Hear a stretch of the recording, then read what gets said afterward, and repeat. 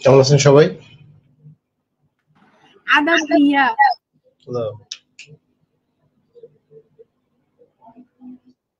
জি ভাইয়া, ভালো আছি। আপনি কেমন আছেন? জি আছি আর কি, ভালো আছি।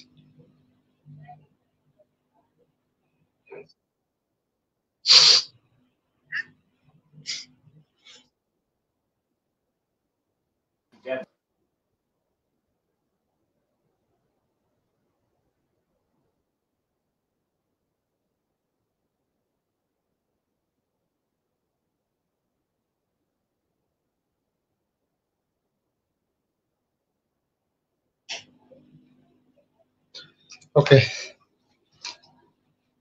পড়তে বলছিলাম আপনাদের, পড়ছিলেন? জি ভাইয়া। কি কি পড়ছেন? সব পড়ছেন?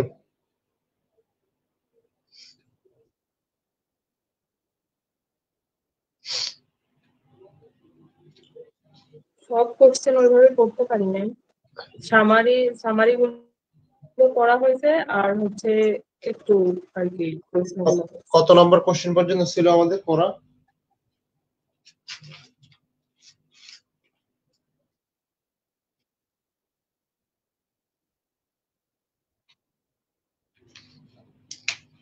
শর্ট কোশ্চেন 14 নম্বর।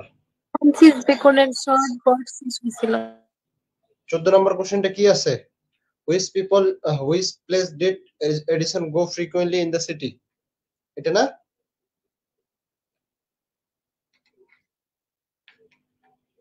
ভাইয়া কয় পৃষ্ঠা?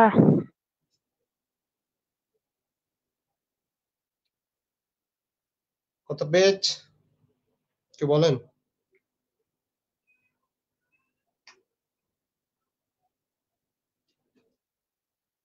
170 পেজ। 170। সবাই বের করছেন? জি ভাইয়া। ওকে, প্রথম কোশ্চেনটা কি রয়েছে যে এডিসন আসলে কোন জায়গাগুলোতে ফ্রিকোয়েন্টলি হরহামেশায় যেতে পছন্দ করতো, তাই না? শহরের মধ্যে কোন জায়গাটা সব থেকে বেশি পরিমাণে সে যেত? কোথায় যেত? Coffee house. কফি হাউস, তাই না? জি ভাইয়া। কফি হাউস, কফি হাউসে কেন?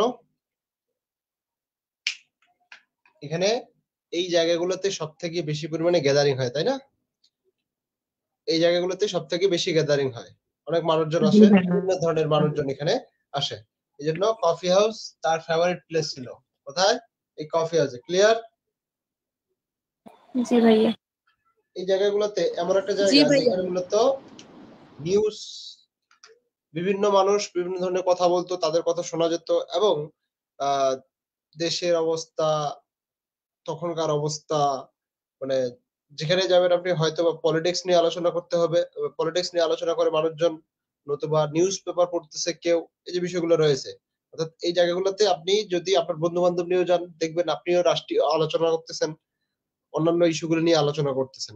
ঠিক সেরকমই এই কারণে মূলত সব থেকে বেশি পরিমাণে সে কোথায় যেত? কফি হাউসে যেত। সেখানে অনেক মানুষের গ্যাদারিং থাকতো এবং প্রত্যেকটা মানুষকে সে অবজার্ভ করতো, কে কি করতেছে, কেমন আচরণ করতেছে, এই কাজগুলা এডিসন করতো। ক্লিয়ার? জি ভাই। তাহলে এই ভাইয়া জায়গাটা কি? একটা কোশ্চেন স্লো। হ্যাঁ,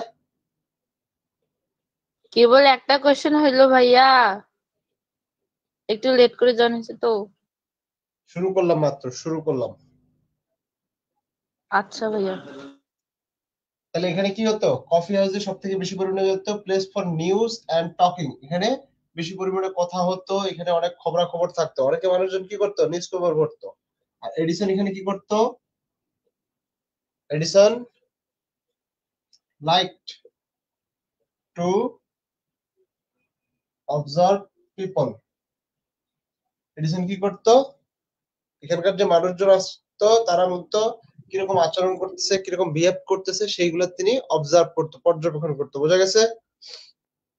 জি ভাইয়া। এবং তাহলে কি অবশ্যই বিভিন্ন ধরনের মানুষজন আসতো, ডিফারেন্ট কাইন্ডস অফ পিপল আসতো কিনা? জি জি ভাইয়া। ভাইয়া। এবং এই জায়গাটাকে বলতেছে তিনি যে কফি হাউস রয়েছে, যে এটা হচ্ছে একটা লার্নিং প্লেস।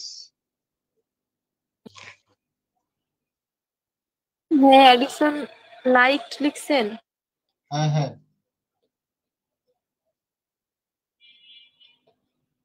কফি হাউসটা কি ছিল? একটা লার্নিং প্লেস ছিল। কি প্লেস? Learning place. কারণ এখানে মানুষজন কি নিউজ পেপার পড়ে, কি পড়তো? News paper. এখানে নিউজ পেপার রাখা হতো, নিউজ পেপার মানুষজন পড়তো, বুঝতে পারছেন? ওরা কিছু শিখতে পারতো। এবং জি ভাইয়া। কারেন্ট ইভেন্টস, যে ঘটনাগুলো ঘটতো তখন সে সময়কার, সেই বিষয়গুলো সেখানে আলোচনা হতো, হতো কিনা, হয় কিনা? জি ভাইয়া। এই কারণেই সে এটাকে পছন্দ করত। কি কারণ সে কি অনেক কিছু জানার আগ্রহটা তার অনেক বেশি পরিমাণে ছিল। কার? এডিসনের ভাই। এডিসন। আচ্ছা, এই জায়গাগুলো কেমন ছিল? Social, social and friendly place.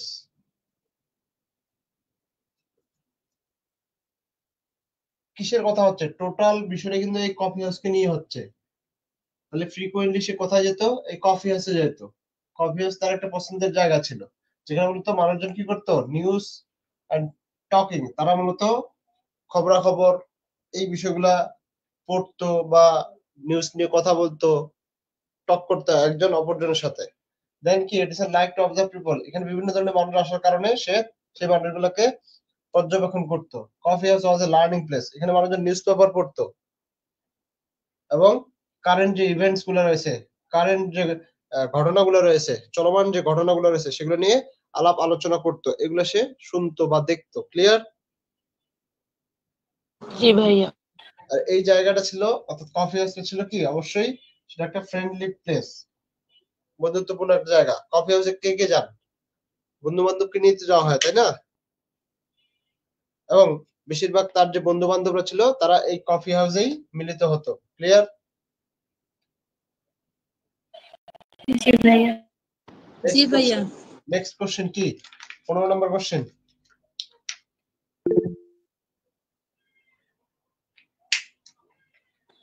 What do you know about the education of Joseph Addison, the Spectator's accounts himself?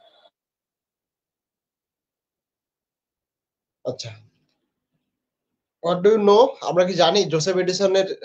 আমরা জানি এই যে the Spectator account of himself, সেখানে জোসেফ এডিসন তার নিজের সম্পর্কে বলছেন, তাই না? বলছেন কিনা? জি ভাইয়া। জি এবং ভাইয়া। তিনি আসলে ছোটবেলায় কেমন প্রকৃতি ছিল, কেমন স্টুডেন্ট ছিল, সেই বিষয়গুলো তিনি এখানে তুলে ধরেছেন। কেন এগুলো তুলে ধরেছেন? কারণ তিনি যে লেখাগুলো লিখবেন, তিনি অডিয়েন্সকে বা মানুষজনকে জানাতে চাচ্ছেন যে আমার সম্পর্কে আগে তারা জানবে, তারপর আমার লেখাগুলা তারা পড়বে। এই চিন্তা ভাবনা করেই মূলত তিনি তার আহ, প্রথমত এই দা স্পেকটেটর অ্যাকাউন্টস অফ হিমসেলফ, এখানে মূলত তিনি তার বিষয়ে অবগত করছেন মানুষকে। বোঝা গেছে? জি ভাইয়া। জি ভাইয়া। তাহলে এডিসন কি ছিল? প্রথমত এডিসন ওয়াজ ট্যালেন্টেড। ট্যালেন্টেড ছিল না? জি ভাইয়া। Talented from childhood, from childhood. ছোটবেলায় সে কি ছিল? অনেক ট্যালেন্ট ছিল, যেখানে অনেক ইন্টেলিজেন্ট, যাকে বলে বুদ্ধিমান একজন বালক ছিল। ছিল কিনা? এবং জি ভাইয়া। যে স্কুলে পড়াশোনা করতো, স্কুলের শিক্ষকরাও তাকে পছন্দ করতো কিনা? জি ভাইয়া পছন্দ করতো। করতো। তারপরে জি তার ভাইয়া। সে তার কলেজ সম্পর্কে বলে, he went to college and university, university, অর্থাৎ পরবর্তীতে সে তার কলেজ, তার পড়াশোনা কমপ্লিট করে। এবং সে কি আসলে তার ডিগ্রি কমপ্লিট করছিল? ভাইয়া করতে পারেনি। সে তার না ভাইয়া। ডিগ্রি কমপ্লিট করতে পারে নাই।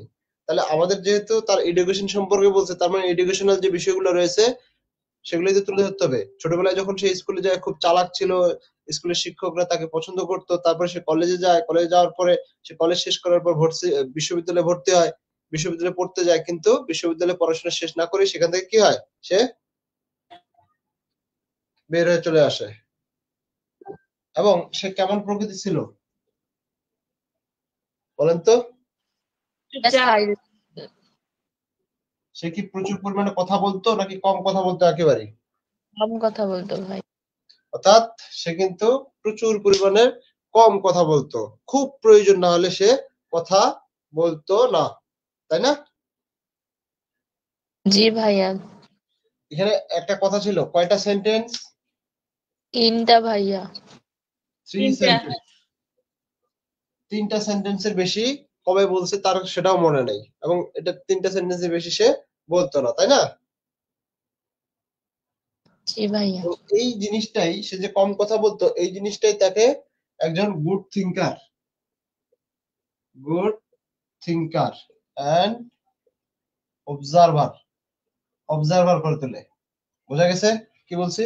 গুড থিঙ্কার মানে ভালো কিছু চিন্তা করতে, এই জিনিসটা যে সে যে কম কথা বলে, অপ্রয়োজনীয় কথা বলে না, দ্যাট ইজ ওয়াই সে কিন্তু এজ আ গুড থিঙ্কার, এবং সে একজন ভালো অবজারভার।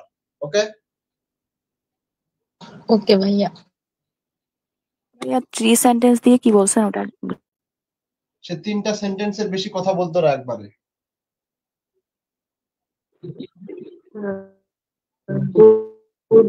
Good observer. সে কি অনেক পড়াশোনা করতো না, অনেক বই পড়তো না? জি ভাইয়া। সে অনেক পড়াশোনা করতো, অনেক বই পড়তো, তাই না? এবং পুরাতন বই, নতুন বই যা কিছু আছে, পুরাতন যে আহ, আগের যে বইগুলো রয়েছে এবং বিখ্যাত বিখ্যাত যে বইগুলো রয়েছে, সব বইগুলাই সে কি করতো, পড়ে ফেলতো। আমরা পড়ছি, যখন এসেটা পড়ি তখন কিন্তু পড়ছি। সে বিশ্ববিদ্যালয় কমপ্লিট না করেও সে কিন্তু প্রচুর পরিমাণে পড়াশোনা বই পড়তো, এবং অন্য ভাষায় যে বইগুলা রয়েছে সেই ভাষাতেও সে বইগুলা সে পড়ে ফেলতো, তাই না? জি ভাইয়া। ইউনিভার্সিটি কমপ্লিট না করে সে কোথায় গিয়েছিল?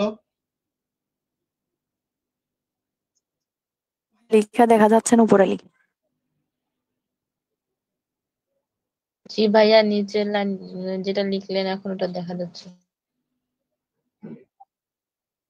আচ্ছা, কি বলতেছিলাম, কইছিলাম? ইউনিভার্সিটি ছেড়ে তিনি কোথায় তারপর ঘুরতে? এটা দেখা যায় না, হি রিডস মেনি বুক। জি ভাইয়া, ওই লাইনটা দেখা যাচ্ছে। আচ্ছা, তারপরে হচ্ছে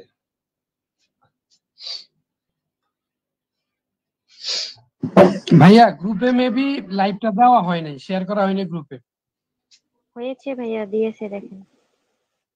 দেওয়া হয়নি ফেসবুক গ্রুপ, মেসেঞ্জার গ্রুপে দেওয়া হয়নি।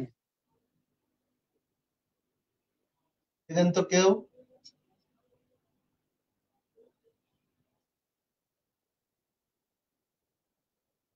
সে কি ইউনিভার্সিটি কমপ্লিট না করে কি করতে গেছিল? ট্রাভেল করছিল। কোথায় মনে আছে কারো? কোথায় ট্রাভেল করতে গেছিল?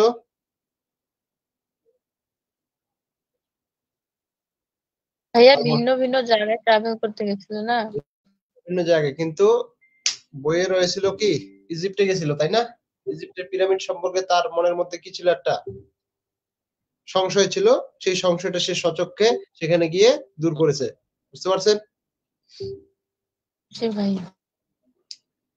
বোঝা গেছে? এবং এই জি ভাইয়া। আসলে একজন ব্যক্তিকে, এই বিষয়টাই, যখন আপনার মনের মধ্যে কোনো কনফিউশন থাকবে, এই কনফিউশনটা আপনি দূর করতে পারবেন কিভাবে? হয়তোবা সেই জায়গাটায় আপনাকে সচক্ষে অবস্থান করতে হবে, নতুবা কারো মাধ্যমে শুনে, মানে বিভিন্ন মানুষ বিভিন্ন ধরনের কথা বলবে। আপনি দেখবেন কোনো একটা বিষয়ে, কোনো একটা ইস্যু নিয়ে যদি কেউ কথা বলে, সেক্ষেত্রে দেখা যাবে যে বিভিন্ন ব্যক্তিরা বিভিন্ন রকমের কথা বলতেছে একটা বিষয় নিয়ে, কিন্তু আপনি সঠিক যে বিষয় তথ্যটা রয়েছে এটা কখনোই কিন্তু পাবেন না। ফ্রান্সে। ইজিপ্ট পিরামিডের ওখানে ছিল বইয়ের মধ্যে। তো এই বিষয়টাই মূলত, যে তিনি বিভিন্ন জায়গায় তার যে কনফিউশন গুলো ছিল, ফ্রান্সে। হ্যালো, জি আপু বলেন।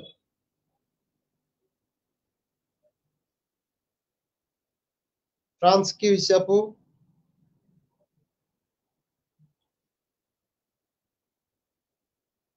ভাইয়া ওনার মনে হয় নেট প্রবলেম।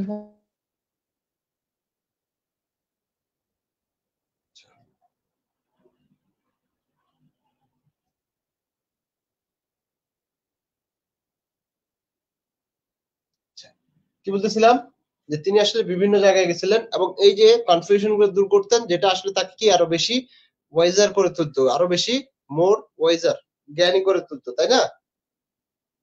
জি ভাইয়া। এবং হি হ্যাড ডিপ নলেজ, তার অনেক কি গভীর জ্ঞান ছিল, ডিপ নলেজ। সে কি ফর্মাল এডুকেশন তার শেষ করছে? না ভাইয়া। সে তার গ্রাজুয়েশন কমপ্লিট না করে না। ভাইয়া। গ্রাজুয়েশন কমপ্লিট না করেই সে কি অনেক জ্ঞান অর্জন করছে বিভিন্ন ওয়েল বই, নলেজ।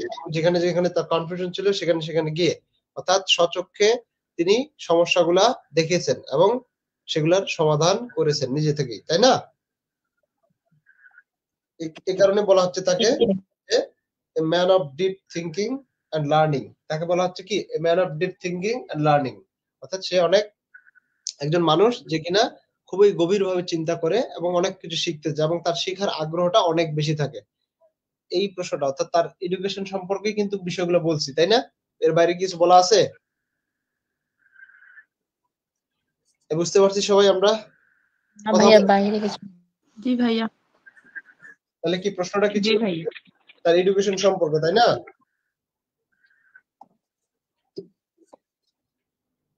জি ভাই।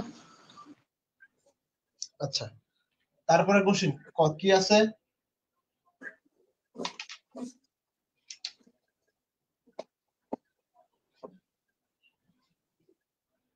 বলেন। Write a note on Sir Roger de কভারলি।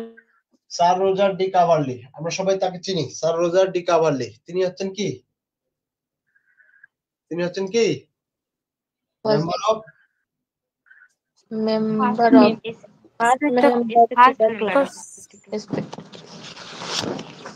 স্পেক্টেটরস ক্লাবের মেম্বার না সে? Spectator club. এবং জি ভাইয়া। মেম্বার তিনি। জি ভাইয়া। ফার্স্ট রজার দি কাভারলি।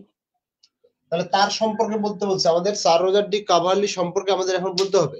তার মানে তিনি ফার্স্ট মেম্বার, প্রথমত স্পেক্টেটর ক্লাবের তিনি হচ্ছে ফার্স্ট মেম্বার এবং তিনি একজন কেমন মানুষ ছিলেন? জেন্টলম্যান ছিলেন, ইংল্যান্ডের একজন জেন্টলম্যান ছিলেন, তাই না?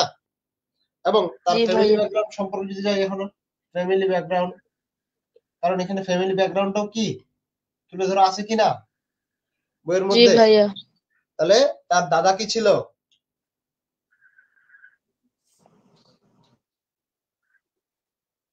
রাজা ছিল একটা সময়, তাই না? এবং জি সেখানে ভাইয়া। একটা ডান্স ছিল, যে তার দাদার নাম জি অনুসারে ভাইয়া। মূলত একটা ডান্সের নামকরণ করা হয়। ভাইয়া স্যার রোজারের নামে করা হয়েছে। জি, স্যার রোজারের নামে করা হয়, যে একটা কান্ট্রি ডান্স ছিল তাদের এলাকার একটা ডান্স, তার নাম অনুসারে ওই ডান্স নামকরণ করা হয়। নামটা কি তাহলে? স্যার রোজার ডি কাভারলি নামে একটা কান্ট্রি ডান্স, গ্রাম্য একটা ডান্স রয়েছে, নাচ রয়েছে। বোঝা গেছে? ভাইয়া ওই কোশ্চেনটায় কাউন্টি আছে আর একখানে কান্ট্রি আছে, যেখানে মনে করেন কাউন্টি আছে ওইটা কি ঠিক আছে ওইখানে? ঠিক আছে, সমস্যা নেই, কাউন্টি ঠিক আছে। হ্যাঁ ভাইয়া। আচ্ছা, তাহলে বোঝা গেছে যে তার ফ্যামিলি ব্যাকগ্রাউন্ড সম্পর্কে বুঝতে পারছেন? জি ভাইয়া। তারপরে তার এজ কত ছিল? 56 ভাইয়া। 56। এই যে নেচার, তার বয়স ছিল 56 ইয়ার্স ওল্ড, তাই না? এবং তিনি কেমন মানুষ ছিলেন? নেচার একজন জেন্টলম্যান ছিলেন, একজন ভদ্র মানুষ ছিলেন, তাই না? জি ভাইয়া। কিন্তু মাঝে মধ্যে আমরা কি দেখতে পাবো? তার কিছু মানে ব্যতিক্রম কিছু দেখতে পাবো, যে পরবর্তী যে সেগুলো আছে সেগুলোতে আমরা দেখতে পাবো। ঠিক পরবর্তী মূলত এরকম যে তিনি বিভিন্ন মানুষের সাথে এক একজন মানুষের সাথে একরকম আচরণ করছে, তাই না? এবং তিনি সবসময় চিন্তা জি করতেন ভাইয়া। গরিব মানুষের উপকার করতে বা সবার সাহায্য করতেন তিনি। এটা হচ্ছে তার ভালো দিক, একটা ভালো একটা মনের মানুষ ছিলেন কে? এই আমাদের সারোজার্ডি কাভার্লি, তাই তো? জি ভাইয়া। Is odd behaviour. অড বলতে আসলে কি বুঝি আমরা?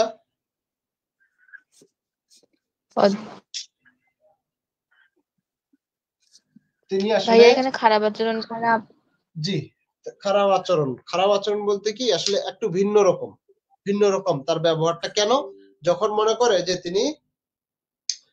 করে যে কেউ একজন রং করতেছে, ভুল করতেছে, তখন তার সাথে তিনি কি করেন? একটু অড ব্যবহার করেন। কি করেন? অড বিহেভ করেন। বুঝতে পারছেন? জি ভাইয়া। অড মানে কি তাহলে? এখন কি বলেন? খারাপ ব্যতিক্রমধর্মী ব্যবহার। অড বলতে আসলে আমরা যদি অস্বাভাবিক মনে করবো, কি অস্বাভাবিক আচরণ করছেন। কাদের সাথে অস্বাভাবিক আচরণ করছেন? যারা আসলে ভুল করে। তো যদি সে মনে করে যে আসলে সে ভুল করতেছে, তাহলে তার সাথে কি অড আচরণ করেন, অস্বাভাবিক আচরণ করেন। যেমন ম্যাথিউ ছিল না, তার নেইবার, তার ভাড়াটিয়া ছিল না, টেন্যান্ট।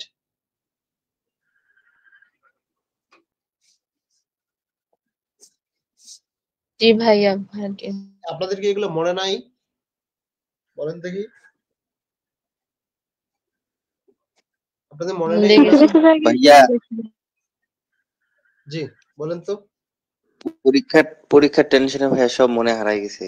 তোর এগুলো কথা হইলো? পরীক্ষার টেনশনে এগুলো মনে হারায় যায়? এগুলো মনে হারানোর মতো জিনিস বোকা? এগুলো তো মনে হারানোর মতো জিনিস না। তার একজন ভাড়াটিয়া ছিল, ভাড়াটিয়াদের টাকা পয়সা দিত না, সে নিত না, জি ওভাবে ভাইয়া। চাপ দিত না, তার টাকা পয়সা দিয়ে তারা বড়লোক হয়ে যেতেছে। এগুলো তো আসলে গল্পের মতো করে বলা হয়েছে, আলোচনা করা হয়েছে। যারা ক্লাসগুলো করছে তাদের তো ভুলে যাওয়ার কথা না, কোনোভাবেই ভুলে যাওয়ার কথা না রে ভাই। মানে কি একটা অবস্থা আপনাদের! কেমনে হবে? 2 দিন পরে পরীক্ষা দিবেন, আর এই বিষয়গুলো আপনাদের মাথায় নাই, তাহলে কেমনে হবে বলেন? কিভাবে কি লিখবেন? লিখে তো অসম্ভব, তাই না? লিখতে পারবেন? মিউট করে কথা বলেন, বাসায় কথা বলতেছেন, মিউট করে কথা বলবেন। আচ্ছা,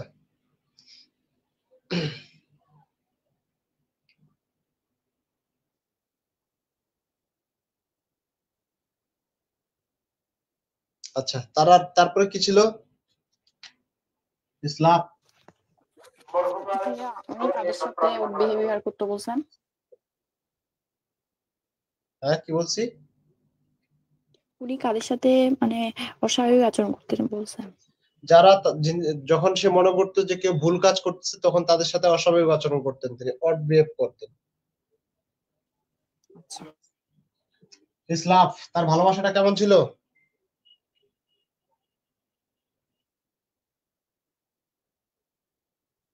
কাকে ভালোবাসতো সে? একজন উইডো। হ্যাঁ, কাকে ভালোবাসতো? Young widow. ভাইয়া বাকিদের কি অবস্থা? বাকিরা চুপচাপ আছেন কেন? আমি কিন্তু ভাইয়া এখন একজন বিধবা মহিলাকে ভালোবাসতো। নাম ধরে এখন কোশ্চেন করা শুরু করব। এই অবস্থায় এসে যদি এগুলো অ্যান্সার করতে না পারেন, তাহলে সমস্যা আছে, পরীক্ষা কিছু লিখতে পারবেন না। সবার তো মাথায় থাকার কথা এই জিনিসগুলা। সে একটা বিধবা মহিলাকে ভালোবাসতো, এবং তার ভালোবাসাটা হতাশাজনক ছিল, ডিসঅ্যাপয়েন্টমেন্ট ছিল, তাই না? সে কাকে ভালোবাসতো? একজন ছিল ভাইয়া। Widow, young widow. একজন বিধবা মহিলাকে ভালোবাসতেন তিনি, যেটা মূলত তার ভাই তার যে লাইফটা রয়েছে, লাইফটাকে কি পরিবর্তন করে দিয়েছিল কিনা? জি ভাইয়া। জি ভাইয়া এলোমেলো করে দিয়েছিল। আচ্ছা, সে এই বিয়ে মানে সরি তাকে তার প্রেমে পড়ার পরে তার মধ্যে পরিবর্তন এসেছিল। সে আগে দেখা যেত খুব একটা নতুন নতুন ড্রেস পরতো না। দেখা গেল যখন সেই বিধবা মহিলার প্রেমে পড়ে গেল, সে নতুন নতুন ড্রেস পরতেছে, তার যে ঘোড়াগুলা রয়েছে তাদেরকে আবার বেশি প্রশিক্ষিত করতেছে কিনা? জি ভাইয়া। অর্থাৎ তার ফ্যাশন থেকে শুরু করে তার লাইফস্টাইলটা টোটালি চেঞ্জ হয়ে গেল এই মহিলাকে ভালোবেসে, তাই তো? জি ভাইয়া। ভাইয়া একটা কোশ্চেন ছিল। বলেন।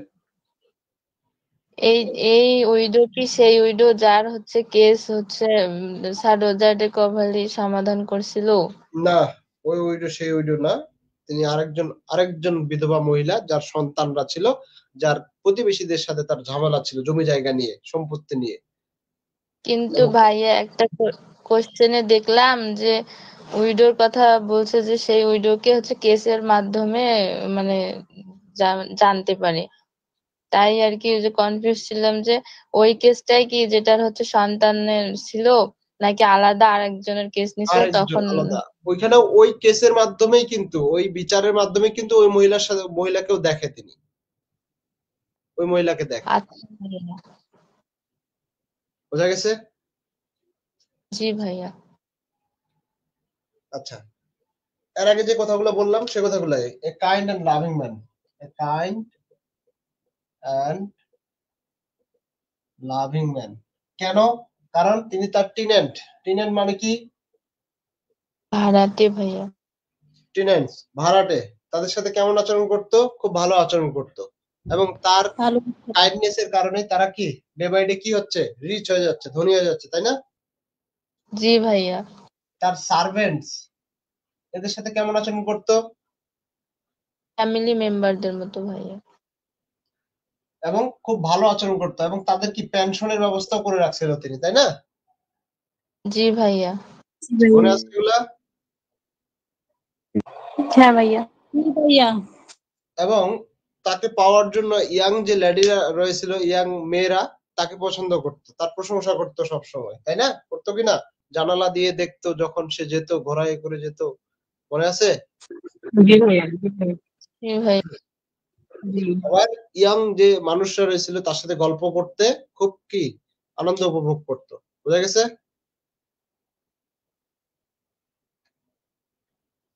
আচ্ছা, তার his social role, social role, social role বলতে আসলে সমাজে তার যে ভূমিকাটা রয়েছে সেটা কি ছিল?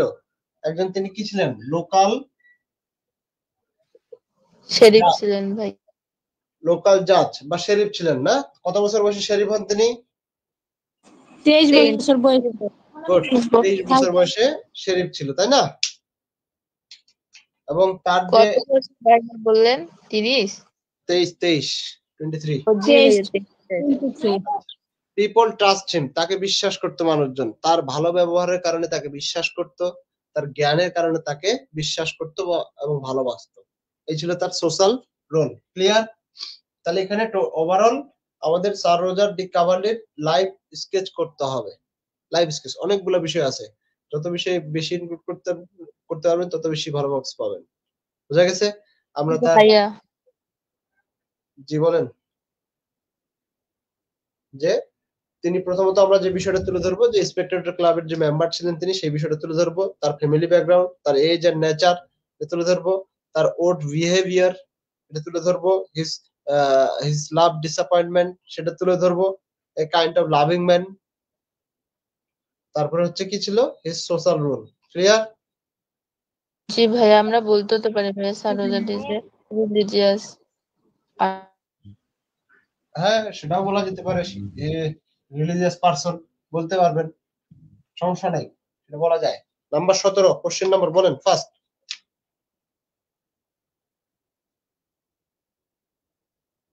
How does Sir Roger disappointed in love? Disappointed.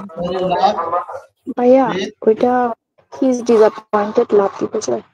ওই পয়েন্টের নাম হ্যাঁ, হিজ ডিসঅ্যাপয়েন্টেড লাভ কি বোঝায় পয়েন্টের নাম? বুঝিনি আপনার কথাটা, কোনটার কথা বলতেছেন আপনি? এর আগের প্রশ্নের কথা বলতেছেন? জি ভাইয়া। His love disappointed, disappointment. It is then disappointment. His love disappointment. এর আগের পয়েন্টটা।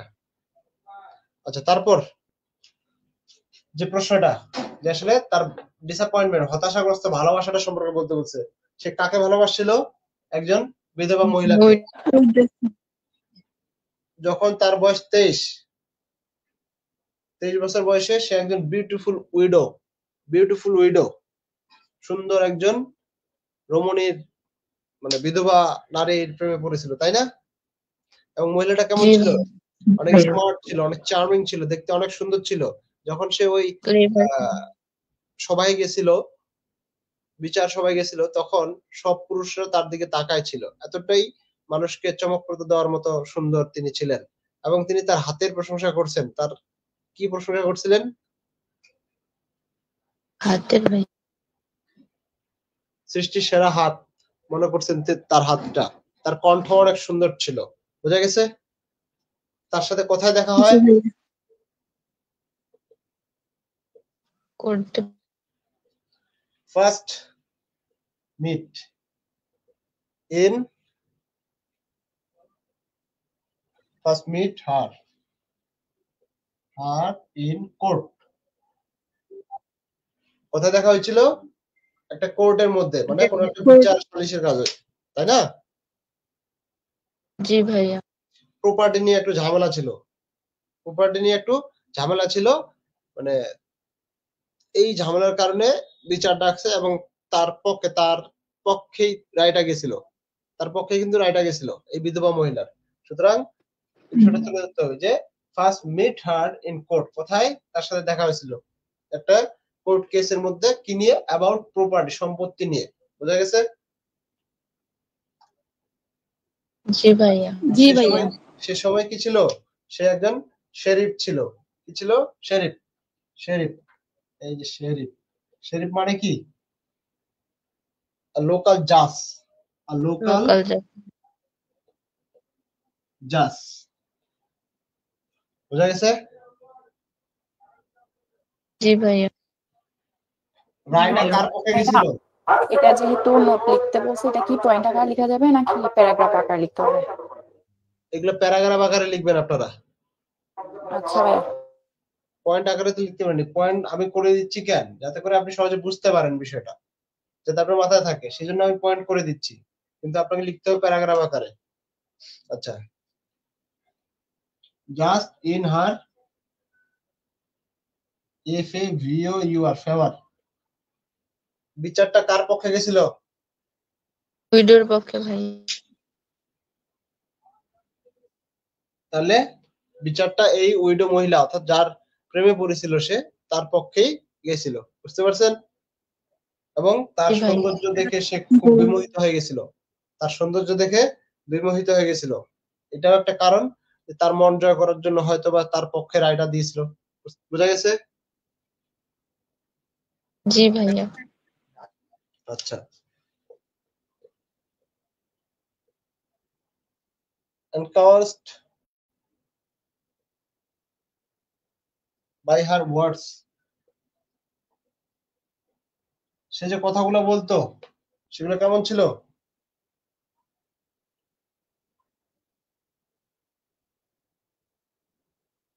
ভাইয়া আর একবার বলেন, নেটের কারণে শুনতে পারিনি। এই যে ওয়ার্ডস এর কথা বলা হয়েছে, এনকারেজড অর্থাৎ এনকারেজড, যেটাকে বলা হচ্ছে এনকারেজড বাই হার ওয়ার্ডস। মহিলাটা, এই বিধবা মহিলা সারোজা ডি কাভারকে কয়েকটা কথা বলছিল, যে কথাগুলো তাকে কি করছিল? বিমোহিত করে ফেলছিল। যে সে আচ্ছা কি বলছিল? একটা কথা বলছিল না যে আসলে সমস্ত পুরুষ মানুষেরা খারাপ, কিন্তু সারোজা ডি কাভারলি একজন ভালো জেন্টলম্যান, এরকম একটা কথা বলছিল। হ্যাঁ দাদা। ভাইয়া, যে বেস্ট হিউম্যান অফ। ব্রুটস, বুঝা জি গেছে? ভাইয়া। তার জি পরবর্তীতে ভাইয়া। কি ঘটে? ওয়েন্ট টু ভিজিট হার, তার সাথে দেখা করতে গেছিল কিনা? জি ভাইয়া। এই তার সাথে দেখা করতে গেছিল এবং তাকে প্রপোজ করার জন্য গেছিল, কিন্তু সে প্রপোজ করতে পারছিল না ভাইয়া, তার বা তার কথা সুর শুনে সে আর করছে না। এই মহিলা এতটাই চালাক ছিল যে সে বুঝতে পারছিল সে হয়তো আমাকে এই কথাটা বলবে। দ্যাট ইজ সে এমন এমন কথা বলেছে, পরবর্তীতে সারোজা ডি কাভারলি আর তার প্রেমের প্রস্তাবটি তাকে দিতে পারেনি, তাই না? বুঝতে পারছেন? হ্যাঁ দাদা। যখন সিরিয়াস টপিক নিয়ে কথা বলতেছিল, কি এই মহিলা কেমন ছিল? ভেরি ক্লেভার ছিল, তাই না? খুবই চালাক ছিল। যখন সে সিরিয়াস টপিকসটা নিয়ে কথা বলবে, অর্থাৎ তাকে প্রেমের প্রস্তাব দিবে বা প্রেম ঘটিত বিষয়গুলি নিয়ে কথা বলবে, তখনই সে কি করতেছিল?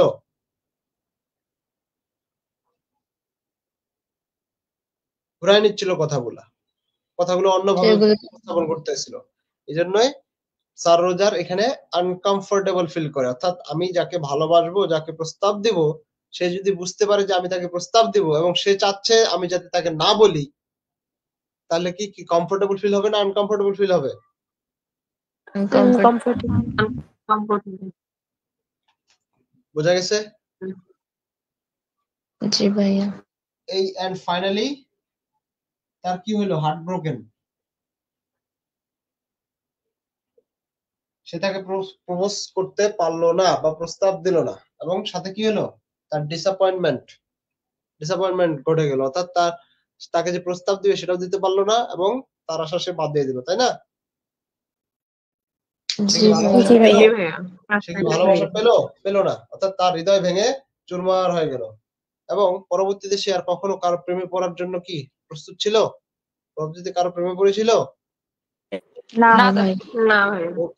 এই পোলাটা সারোজার ডি কাভারলি কিছুটা পাগলামিও করছিল, তাই না? আমরা যেমন অ্যাসিড লাইকেটে পড়েছিলাম, অরল্যান্ডোর মতো গাছের পাতায় বাকলে বাকলে তার নাম লিখে রাখছে রোজালিন্ডের, সেই কাজটাও কিন্তু আমাদের এই সারোজার ডি কাভারলি করেছিল না? জি পরবর্তীতে কিন্তু আর কারো প্রেমে পড়ার জন্য চেষ্টাও করে নাই। ক্লিয়ার? ক্লিয়ার দাদা। Next question.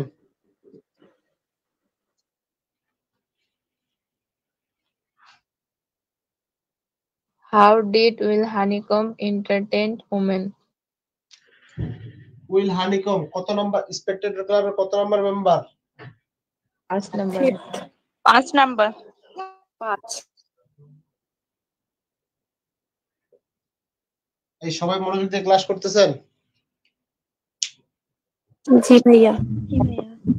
এখানে যারা ক্লাসে আছেন সবাই আমাদের পেইড ব্যাচের স্টুডেন্ট না? জি জি ভাইয়া। আমি কয়েকটা কোশ্চেন করব, এখন নাম ধরে জিগাবো, কোশ্চেনের অ্যানসার করবেন। এসএন সানজিদ, আপনি আমাকে শুনতে পাচ্ছেন?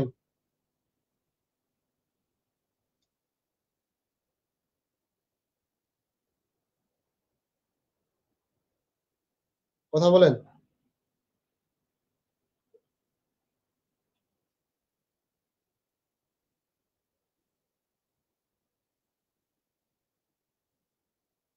আপনি কি শুনতে পাচ্ছেন?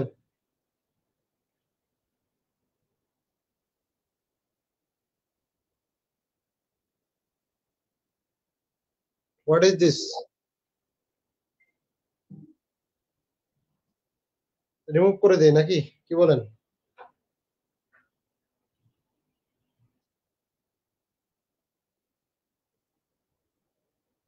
রনি আক্তার, শুনতে পাচ্ছেন? জি ভাইয়া।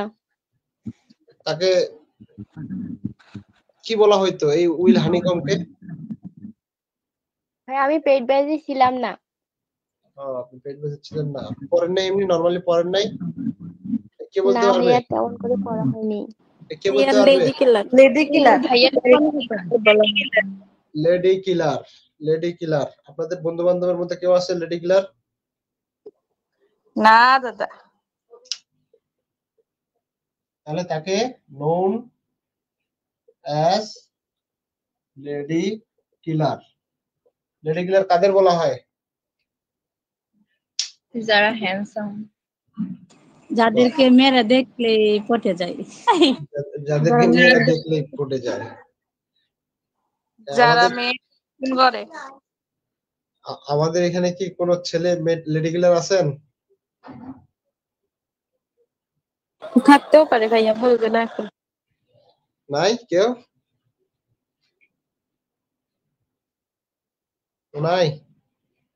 নাই কেউ নাই। আপনাদের জানার মধ্যে তানজিম ভাই ছিল তো নাই। আপনাদের জানার মধ্যে কেউ আছে নাকি? আমাদের তানজিম ভাই আমাদের পেইড ব্যাচে। আচ্ছা আচ্ছা তাজিম ভাই কই দেখি না যে ক্লাসে। আচ্ছা, তাজিম ভাই ব্যস্ত আছে। নোন অ্যাজ লেডি কিলার, তাকে লেডি কিলার বলা হতো। কারণটা কি? কারণ তিনি খুব এই মহিলাদের, নারীদের সাথে খুবই এন্টারটেইন করতেন এবং খুবই তাদেরকে আনন্দ দিতেন, এবং এই কারণে মূলত তারা খুব সহজেই তার কথা শুনতে ভালোবাসতো, সহজেই পটে যেত। ভাইয়া আমার এমনিতে একটা পরিচিত একটা ফ্রেন্ড আছে, ও মোটামুটি লেডি কিলার বলা যায়। মাই গড, কেমনে কি শিখাই দিই আপনার ফ্রেন্ডের সাথে আমার কথা বলে দিন তো, কি কি করতে হবে লেডি কিলার হইতে গেলে। ভাইয়া প্রচুর মিথ্যা কথা বলতে হবে। একটা ছবি নিবেন। হানিকম্বের জীবন কাহিনী পড়ে জানতে পারবেন। তেমনই ভালো। হানিকম, যে উইল হানিকম রয়েছে তার জীবন কাহিনীটা ভালো করে পড়তে হবে, তাহলে শেখা যাবে। পড়তে হবে, তাহলে আবার পড়তে হবে উইল হানিকম, জি ভাইয়া। তাই না? শিখতে হবে, নালে গুগলে সার্চ করতে হবে how to become a lady killer, তাই না? ভাইয়া একটা ছুরি নিবেন, তারপরে লেডি গুলোকে মারতে মারতে মারতে শেষ করবেন, লেডি কিলার হয়ে যাবেন। আচ্ছা আচ্ছা আচ্ছা, তাহলে আর আমাদের এখানে থাকতে লাগবে না, আমাকে জেলের মধ্যে যেতে হবে। আচ্ছা না, এটা তো মনে অ্যাটাক করাটাকে বোঝায়। ও আচ্ছা, মনের মধ্যে অ্যাটাক করতে হবে। তারপর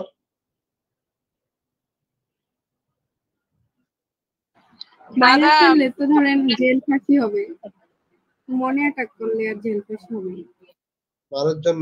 মানুষজন মেসেজ দিয়ে করছে, দাদা আপনি হচ্ছেন লেডি কিলার, আমাকে বলতেছে। এটা কোনো কথা হইলো? ভাইয়া জিজ্ঞেস করেন কয়টা লেডি কিলার কিল করছে।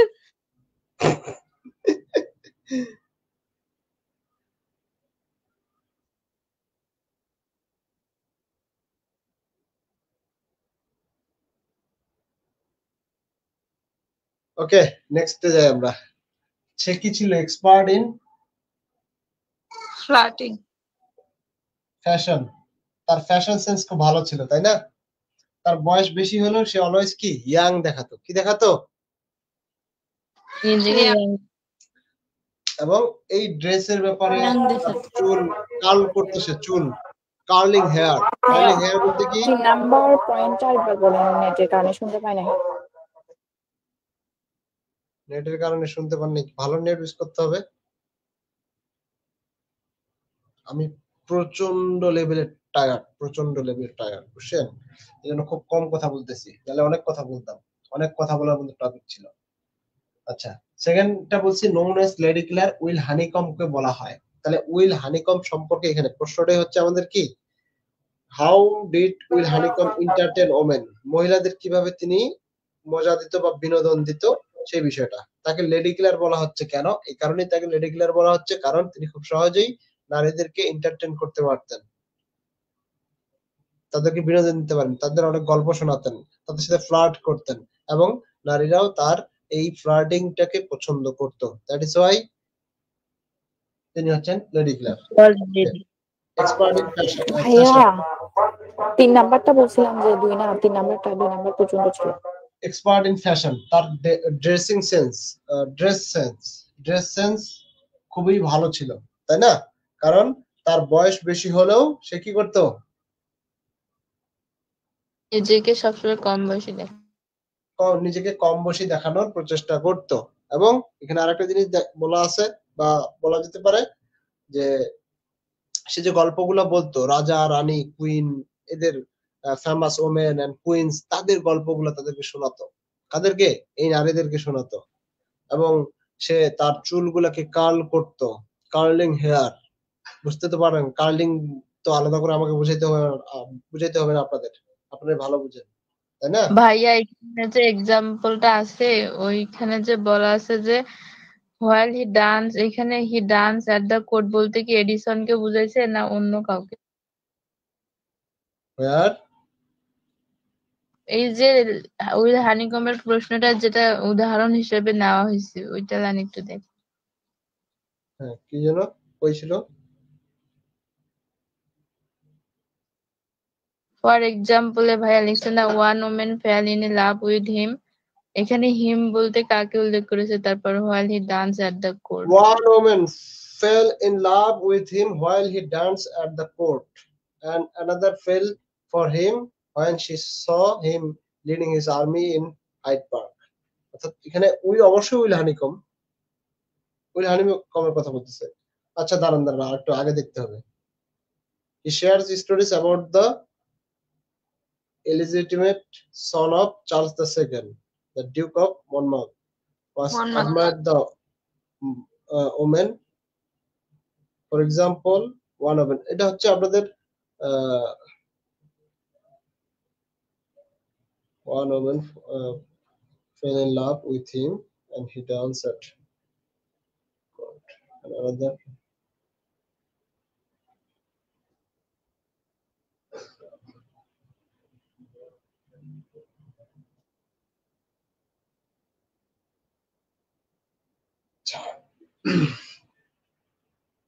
আচ্ছা বলতেছি, he shares stories about the illegitimate মানে কি, son of Charles II,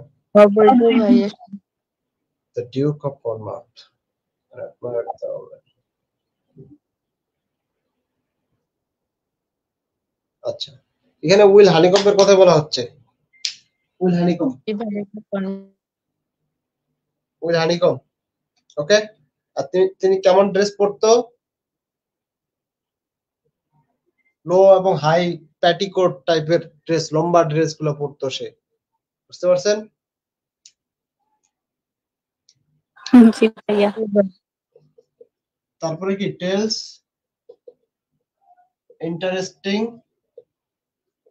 stories, কি কিরকম গল্প বলতো? রোমান্টিক স্টোরিজ, অতীতে রোমান্টিক স্টোরিজ গুলা সে বলতো। এই যেমন Charles the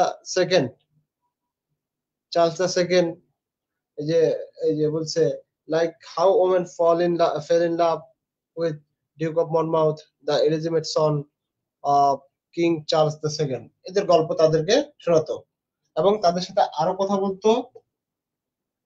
talks about love affairs, এই বিষয়গুলো নিয়ে সে কথা বলতো। সে অনেক গল্প জানতো। He knows many stories about old love affairs, English রাজা বা রানীদের তাদের ভালোবাসার গল্পগুলো সে জানতো। এবং এই যে গল্পগুলো রয়েছে, এই গল্পগুলো কি অনেকটা ফান ক্রিয়েট হইতো, সবাই খুব মনোযোগ সহকারে তার গল্পগুলা শুনতো। বোঝা গেছে? জি ভাইয়া। তার প্রধান কাজটা কি? মহিলাদেরকে, নারীদেরকে আনন্দ দেওয়া। ফোকাস অন প্লেসিং ওমেন, অর্থাৎ তার প্রধান যেটা কাজ হচ্ছে মহিলারা কোন জিনিসটা পছন্দ করে না করে সেই বিষয়গুলা নিয়ে কথা বলা, তাদের প্রশংসা করা, তাদের সাথে ফ্লার্ট করা, অর্থাৎ যে বিষয়ে আসলে তারা যাতে করে খুশি হয় সেই বিষয়গুলাই করে সে। তারা যেগুলোতে বেশি খুশি হবে সেই কাজগুলো করে কে? Will honeycomb. এভাবে মূলত তিনি কি করেন? মহিলাদেরকে, নারীদেরকে এন্টারটেইন করেন। ক্লিয়ার? জি ভাইয়া। তারপরে কোশ্চেন কি রয়েছে? ভাইয়া উইমেনের আগে ওটা কি ওয়ার্ড লিখছেন? প্লিজিং, আনন্দ দাও, মজা দাও। Familiarity with the member of the spectators club. Show your familiarity with the member of spectator club, অর্থাৎ এখানে মূলত যে কথাটা বলা হচ্ছে যে এই যে স্পেক্টেটর ক্লাবের যে মেম্বারগুলো রয়েছে তাদের সম্পর্কে বলতে বলছে। তাদের সম্পর্কে, স্পেক্টেটর ক্লাবের যে মেম্বাররা রয়েছে তাদের সম্পর্কে। তাহলে প্রথম মেম্বারকে মুখে মুখে বলি, প্রথম মেম্বারকে বলেন।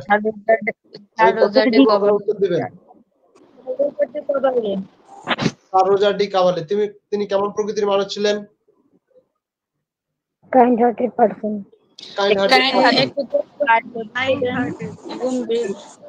তিনি একজন রিলিজিয়াস পারসন ছিল, তাই না? জি ভাই। সে কি বিয়ে করেছে? না। কেন বিয়ে করেনি? ব্যাচেলর ছিলেন।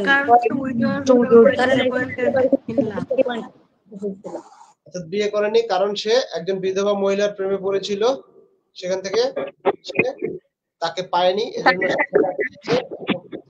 সে বেকা হয়েছে, এজন্য সে আর বিয়ে শাদী পরবর্তীতে আর করেনি, তাই তো? ভাইয়া। আপনি সবাই ভালোবাসতো কিনা? হ্যাঁ ভাইয়া। জি ভাইয়া। Second member K? The inner Templar. Temple. যারা ল স্টুডেন্ট, তাই না? Lawyer, unnamed lawyer, inner temple, যিনি মূলত সেকেন্ড মেম্বার। কিসের স্টুডেন্ট সে ছিল? ল স্টুডেন্ট, তাই না? লয়ের স্টুডেন্ট। তার বাবা জি কি ভাইয়া। ইচ্ছা ছিল ল পড়ার? বাবার না ইচ্ছা দাদা। ছিল, না দাদা তার ভাইয়া। ছিল না। বাবার ইচ্ছের জন্যই সে কিন্তু ল নিয়ে পড়াশোনা করতেছে। তার পছন্দ কি ছিল?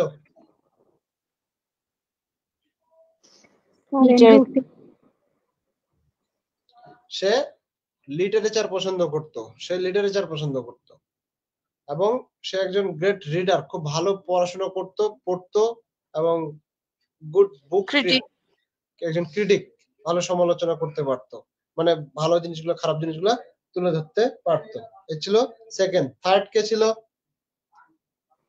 Sir Andrew Fifth. তিনি একজন কি ছিলেন? মার্চেন্ট ছিলেন ভাইয়া। মার্চেন্ট। তিনি একজন মার্চেন্ট ছিলেন। তো সে, তার কথা হলো কি যে A penny saved is a penny earned. a penny saved Is a penny is earned. good. একজন ভালো করে বলেন, পরিষ্কার ভাবে বলেন, একজন বলেন। A penny saved is a penny earned. এক পেনি সেভ করা মানে 1 টাকা সেভ করা মানে 1 টাকা আয় করা, উপার্জন। 1 টাকা উপার্জন করা বা 1 টাকা উপার্জন করা। তার কথা ছিল এরকম। তার মানে তিনি, আমরা বুঝতে পারছি তার কথা শুনে যে তিনি অনেক কি হিসেবে একজন ব্যক্তি ছিলেন এবং তিনি অনেক কঠোর পরিশ্রমী একজন ব্যক্তি ছিলেন। এবং তিনি মনে করেন যে আসলে আপনি যদি ইফোর্ট দেন, ইফোর্ট পরিশ্রম করেন এবং আপনার যদি সততা থাকে, তাহলে আপনি কি হতে পারবেন? একজন রিচ হতে পারবেন, ধনী হতে পারবেন, সফল হতে পারবেন। ইফোর্ট লাগবে অবশ্যই এবং আপনাকে সৎ থাকতে হবে, তাহলে আপনি কি ধনী হতে পারবেন। তারপরে মেম্বারকে? Captain Sentry. সেন্ট্রি ভাইয়া। ক্যাপ্টেন সেন্ট্রি, তিনি কি ছিলেন? একজন মিলিটারি বা আর্মি অফিসার বা মিলিটারি অফিসার ছিল, তাই না? তিনি কেমন জি ছিলেন? অনেক মডেস্ট ছিলেন।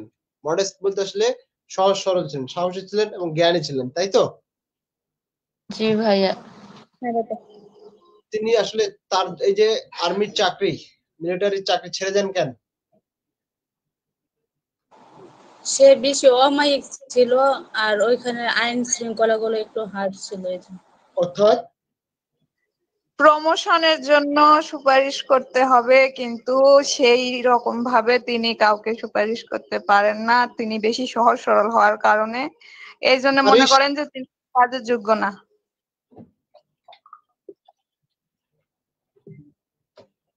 সুপারিশ করবে কি? প্রমোশনের জন্য কি করতে হয়? ধর্ণা দিতে হয়। প্রমোশনের জন্য কি করতে হয়? বেশি বেশি প্রশংসা করতে হয়। প্রমোশনের জন্য কি করতে হয়? বসের বউয়ের বাজার করে দিতে হয়। প্রমোশনের জন্য কি করতে হয়? বসের বাচ্চাকে স্কুলে দিয়ে আসতে হয়। প্রমোশনের জন্য কি করতে হয়? বসের বাজার করে দিতে হয়, শপিং করে দিতে হয়, বসের যা যাবতীয় কাজ রয়েছে, ইভেন বসের বাসায় যদি ফ্যান নষ্ট হয়ে যায়, ফ্যানটাও ঠিক করে দিতে হয়। কি একজন কর্মচারীকে, একজন কর্মকর্তাকে সে যদি প্রমোশন চায়, এই কাজগুলো করতে হয় বা করে, তো এই কাজটা সে মূলত করতে পারতেছে না বা তার দ্বারা সম্ভব না। দ্যাট ইজ ওয়াই সে কি করছে? সে হি লেফট হিজ জব, সে তার জবটাকে কি দিয়েছে? ছেড়ে দিয়েছে। বোঝা গেছে? এই কাজগুলো সে করতে পারেনি। ওকে, উইল হানিকম সম্পর্কে কি বলবো? হ্যাঁ বেটা তো লেডি কিলার, পঞ্চম মেম্বার, এবং তার বয়স যদিও ওল্ড ম্যান, সে লুকস লাইক আ ইয়াং, তাই না? এন্ড স্মার্ট চেষ্টা করে তার বয়সটা সে অ্যাভয়েড করে, লুকানোর, হাইড করার চেষ্টা করে। সে ইজ আ লেডি কিলার। সে জানে কিভাবে আসলে একজন নারীকে, একজন মেয়েকে ইমপ্রেস করতে হয়। কিভাবে ইমপ্রেস হন আপনারা?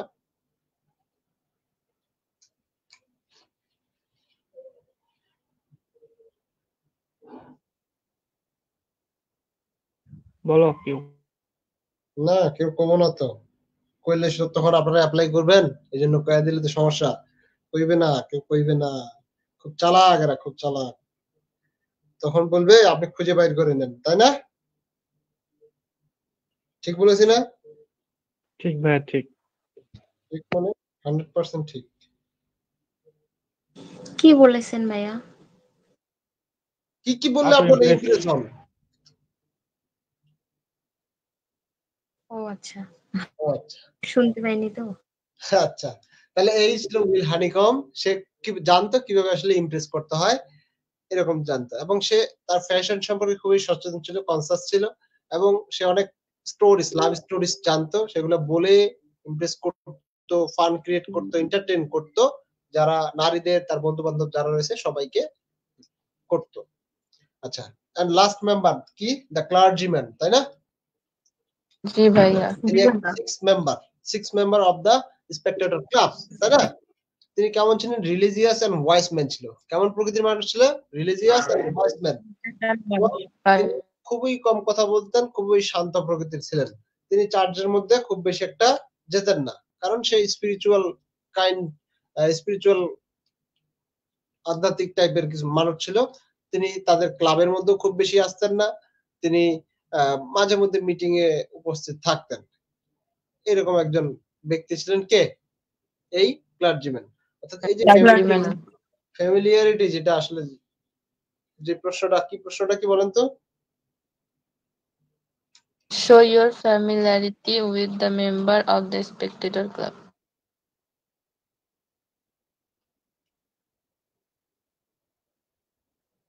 হয়ে গেল প্রশ্নটা।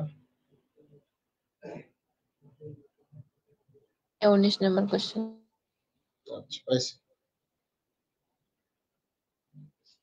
ফ্যামিলিয়ারিটি, আসলে ফ্যামিলিয়ারিটি বলতে আসলে কি বুঝি আমরা? মূলত তাদের সাথে আসলে স্পেক্টেটর ক্লাবের যে মেম্বাররা আছে তাদের সাথে আসলে ঘনিষ্ঠতা, মেলামেশাটা আসলে কেমন ছিল তাদের, এই বিষয়টা, এবং তাদের সম্পর্কে আপনি যদি বলে দেন এভাবে স্টেপ বাই স্টেপ, ছয়জন আছে, 6টা স্ট্রেঞ্জা করে যদি লিখে দেন, যেগুলো পড়লাম, সারোজা ডি কাবালি সম্পর্কে যদি চান সেগুলোও বলে দিতে পারবেন আপনি, উইল হানিকম সম্পর্কে যেগুলো পড়লাম ওগুলো আপনি ইনক্লুড করতে পারবেন, সে বিষয়গুলো ইনক্লুড করে দিলেই প্রশ্ন সুন্দর হবে। ক্লিয়ার? জি ভাইয়া। তারপরে Do you consider Sir Roger a devotee of God? Devotee বলতে আসলে কি? অনুগামী ভক্ত। ভক্ত ভাইয়া। অনুগামী বা ভক্ত। গডের প্রতি সে কি ছিল? অনুগত ছিল। অনুগত একজন ব্যক্তি ছিল। আসলে কি তাই? স্যার রোজার আর ডিভোটি অফ গড ছিল। কিভাবে ছিল? তাহলে ইয়েস, স্যার রোজার is a true devotee of god. Sir রোজার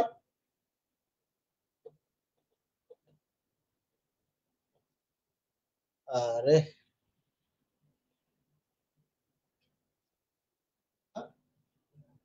ট্রু ডিভোটি অফ গড কে?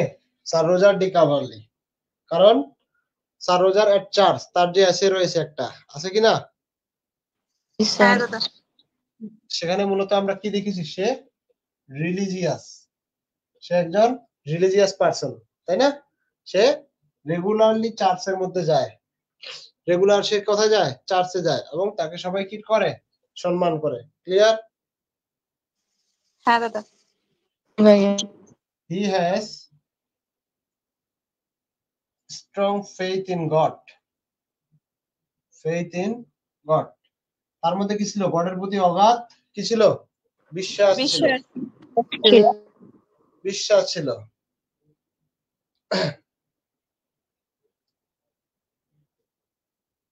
কি করতো সে? ঘটনা বলেন দেখি চার্চের মধ্যে। চার্চের মধ্যে একবার বললে তিনি 2-3 বার করে বলতেন, আবার হচ্ছে সবার বলা শেষ হয়ে গেলে অনেক সময় দেখা যেত তিনি বলতে আছেন, আবার হচ্ছে সবাই বসে থাকলেও তিনি অনেক সময় দাঁড়ায় যেতেন। জি, দেখতেন যে নিজে টাকা খরচ করে আবার চার্চের ভিতরে সাজসজ্জা বা সুন্দর ফুটিয়ে তুলছিলেন। সৌন্দর্য আবার সাথে প্রশ্ন আর উত্তরের একটা অনুষ্ঠান করছিলেন। আচ্ছা, একবারে সবগুলো আমি বলে দিচ্ছি, শুনবেন? হ্যাঁ, ভাইয়া। আমি পয়েন্টগুলো জাস্ট লিখে দিই, পয়েন্টগুলো লিখে দিলে তাহলে বলতে সুবিধা হবে। Wants others to come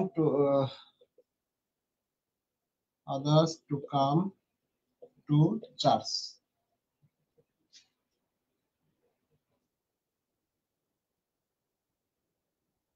Joy worship. He enjoys worship. আচ্ছা, পয়েন্টগুলো লিখে দিচ্ছি, এখন বলতেছি শুনেন। কি বলছি দ্বিতীয়ত, যে স্ট্রং ফেথ ইন গড, তাই না? তো তার মধ্যে গডের প্রতি অগাধ বিশ্বাস ছিল। কারণ যখন কোনো মোনাজাত করা হতো বা কোনো প্রার্থনা করা হতো, প্রার্থনা শেষে কি বলতে হয়? আমিন বলতে হয়, তাই না? কয়বার বলতে হয়? একবার বলে, কিন্তু উনি 3 থেকে 4 বার বলতেন। একবার বললেই হয়ে যায়, কিন্তু তিনি আবেগের ঠেলায়, গডের প্রতি বিশ্বাসের ঠেলায় তিনি কি করেন? 3 থেকে 4 বার বলে ফেলেন, তাই না? অবশ্যই তাহলে সেখানে গডের প্রতি তার অগাধ বিশ্বাস রয়েছে, তাছাড়া কি সম্ভব? সম্ভব না। যদি বেশিবার বলে যদি গড আমার কথা শুনে, মানে তাকে স্মরণ করতেছেন তিনি, কাইন্ড অফ, তাই না? এই কারণে তিনি গডের প্রতি তার অগাধ বিশ্বাস ছিল। He wants other to come to church, অর্থাৎ তিনি কি চেয়েছিলেন? অন্যরা যাতে চার্চে আসে, তার অন্যরা যাতে চার্চে আসে, এবং তার যে টেনেন্টস গুলা রয়েছে, প্রতিবেশীরা রয়েছে, সরি ভাড়াটিয়া রয়েছে, তারাও যেন চার্চে আসে, সেই মানে নিয়ে আসার জন্য তিনি কাজ করতেন। এবং নিয়ে আসার জন্য আমরা দেখেছি সেখানে কি করতেন তিনি, ওই যে একজন গায়ককে তিনি ভাড়া করেছেন, তাই না? গানের মাধ্যমে চারদিকে প্রচার করতেছেন, সবাইকে চার্চে নিয়ে আসার জন্য, সবাইকে প্রার্থনা করতে বলার জন্য নিয়ে আসতেছেন, মানুষকে বোঝাচ্ছেন, আমরা যেটা বলি মাইকিং বলে, তাই না?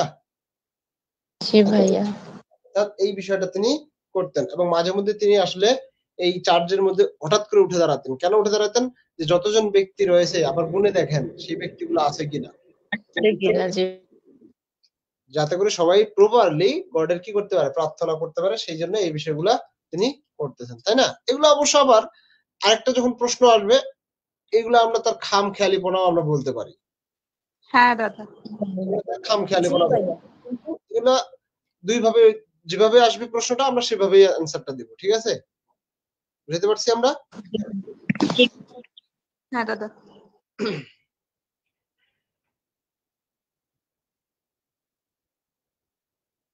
আচ্ছা, তো হি এনজয় ওয়ার্শিপ, এটা দ্বারা আসলে কি বোঝাচ্ছে? ওই সিঙ্গিং পার্টটা, যে Saroja sometimes makes the singing part of the prayer a bit longer because he enjoys it so much. He is not just doing a duty, he is truly enjoying the presence of God. Singing পার্টটা, গান, যখন গানের বলতে আসলে যখন প্রার্থনা করে, দেখা যায় প্রার্থনা করতে করতে সারোজা ডি কাভারলি কি করতেছেন? কন্টিনিউয়াসলি করে যাচ্ছেন, আবার আধা মিনিট রেস্ট নিয়ে আবার কন্টিনিউয়াসলি করতেইছেন। কিন্তু ভাইয়া অন্যকে, হ্যাঁ বললাম নিজে রেস্ট করতে, কিন্তু অন্যরা যাতে ঘুমিয়ে না পড়ে সেদিকে খেয়াল রাখে। আবার মাঝে মধ্যে তিনি ঘুমিয়ে যাচ্ছেন, তাই না? এগুলো হচ্ছে তার খামখেয়ালিপনা। কিন্তু প্রশ্নটা যদি এখানে এভাবে আসে তাহলে আমরা এভাবেই দিব, ডিভোটি যখন আসবে এভাবে দেব। যদি তার এসেন্ট্রিসিটি আসে, খামখেয়ালিপনা আসে, তাহলে ওভাবে অ্যানসারটা দেব। ওকে, বুঝা গেছে? ওকে ভাইয়া। ভাইয়া ওই যে হাফ আ মিনিট, ওইটার বুঝি নাই, ওই লাইনটা বুঝি নাই। আচ্ছা, তিনি প্রেজ করতে করতে, প্রেজের তো গানের মাধ্যমে প্রেজ করতেছে, প্রেজ করতে করতে, প্রার্থনা করতে করতে দেখা গেল আধা মিনিট ব্রেক দিয়ে আবার তিনি কন্টিনিউ শুরু করে দিলেন, কন্টিনিউয়াসলি করে যাচ্ছেন। বুঝতে পারছেন? ওকে ভাইয়া। নেক্সট কোশ্চেন কি রয়েছে? Write a short note on Edison humor. আচ্ছা, এডিসন হিউমার মূলত কি? এডিসনের যে হাস্যরসাত্মক যে বিষয়গুলা তিনি ব্যবহার করছেন সেই বিষয়গুলা কি কি ছিল, তাই না? সেগুলো আমরা দেখি এখন।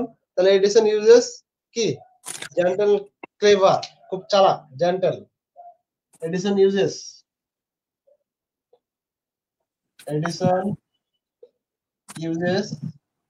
ভাই হিউমার বলতে কি বোঝাচ্ছে? হাস্যরসাত্মক।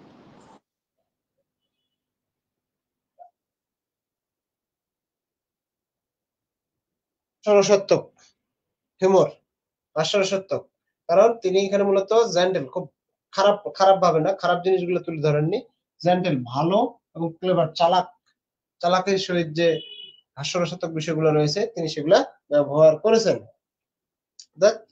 জোকস, ফানি সিচুয়েশন, খুব মানুষের সাধারণ যে সিলি যে বিহেভিয়ার গুলো রয়েছে সেই বিষয়গুলো মূলত তিনি তার এসের মধ্যে তুলে ধরেছেন। ঠিক আমরা যদি দেখি এখন, his humour comes from real life, his humour comes from real life, তার যে হিউমারস গুলো রয়েছে, হাস্যরসাত্মক বিষয়গুলো রয়েছে, কামস ফ্রম রিয়েল লাইফ, বাস্তব জীবন থেকে মূলত নেওয়া হয়েছে। কারণ এভরিডে লাইফ অর্থাৎ দৈনন্দিন জীবনে যে বিষয়গুলো ঘটতেছে সেই বিষয়গুলো থেকে নিয়েছেন তিনি। এবং একটা এক্সাম্পল হিসেবে আমরা যদি দেখি, স্যার রোজার ডি কাভারলি, স্যার রোজারের হাস্যরসাত্মক বিষয়গুলো কি একটু আগে বলছিলাম, কি বলছিলাম? কাজগুলো করছে সে চার্জের মধ্যে, যে আমিন শব্দটি একবার বললেই যথেষ্ট, ওকে, বেশি দরকার নাই, তারপরও সে বলছে, এগুলো তার যে অ্যাসেন্ট্রিসিটি, খামখেয়ালিপনা, এগুলাকেই বলা হচ্ছে হিউমার। মানুষজন হাসতেছে। আবার দেখা গেছে তিনি বলতেছেন কেউ যেন ঘুমিয়ে না পড়ে সেদিকে সে লক্ষ্য রাখতেছে, কেউ যাতে চলে না যায় সেদিকে সে মানুষ হিসাব করতেছে, কিন্তু দেখা যাচ্ছে সেই নিজেই ঝিমাচ্ছে। বুঝতে পারছেন? জি ভাইয়া। চার্জের মধ্যে সে নিজেই ঘুমাচ্ছে। ক্লিয়ার? জি ভাইয়া। He uses irony and satire. আইরনিটা কি আর স্যাটায়ারটা কি? এনিওয়ান? স্যাটায়ার অর্থ হচ্ছে ব্যঙ্গ করা। আইরনি মানে হচ্ছে কোনো একটা ঘটনার বিপরীত বর্ণনা করা। আইরনি যেটা বলবে সেটা অর্থ আসলে ওটা বোঝাবে না, তার বিপরীতটা বোঝাবে, অপোজিটটা, অন্য অর্থ বোঝাবে। স্যাটায়ার বা ব্যঙ্গ করা। ঠিক এখানে মূলত তিনি আইরনি ব্যবহার করছেন। কোথায়? স্যার রোজারের চার্চের মধ্যে যদি আমরা দেখি, একটু আগে যে এক্সাম্পলটা দিলাম, চাইলে আমরা এটাও এখানে দিতে পারবো, যে ঘুমানোর যে ব্যাপারটা রয়েছে, যে কাউকে ঝিমাচ্ছে নাকি সেটা তিনি দেখতেছেন, কিন্তু নিজেই তিনি ঝিমাচ্ছেন, এটা হচ্ছে কি? আইরনি। সে দেখতেছে নিজেই যে কাউকে ঘুমাইতে দেওয়া যাবে না, ঝিমাইতে দেওয়া যাবে না, কিন্তু সে নিজেই ঝিমাচ্ছে। তাহলে কি বলতেছে? যেটা তার কি ঘটতেছে? বিপরীতটা ঘটতেছে। This is irony. ক্লিয়ার? সে কি চেয়েছিল? He wanted to improve society, তাই না? সে মূলত উন্নতিটা চেয়েছিল, তাই না? এখানে এডিসনের শুধুমাত্র মানুষকে যে হাসানো এটা কিন্তু কাজ ছিল না, এবং মানুষকে যে হাসাবে এই কাজটাই শুধুমাত্র তার ছিল না। তার কাজটা কি ছিল? মানুষজন যাতে করে তাদের যে ভুলগুলো রয়েছে এটা কি শুধরায় নিতে পারে, এই বিষয়টা ছিল তার মুখ্য উদ্দেশ্য। অর্থাৎ এই ভুল জিনিসগুলো তুলে ধরে মানুষ যাতে করে এই ভুলগুলো না করে সেটাই তিনি আমাদের মেসেজ দিচ্ছেন। বোঝা গেছে? জি ভাইয়া। সেগুলো তিনি খুবই সুন্দরভাবে সাবলীলভাবে সুন্দরভাবে উপস্থাপন করছেন, আমাদেরকে একটা করে মেসেজ দিচ্ছেন তিনি। ওকে? জি ভাইয়া। His humor is polite and moral. আচ্ছা, আপনাদের স্ক্রিনের মধ্যে কি ভাইয়ার কি সব কোশ্চেন গুলো পড়াই দিচ্ছে রিডিং?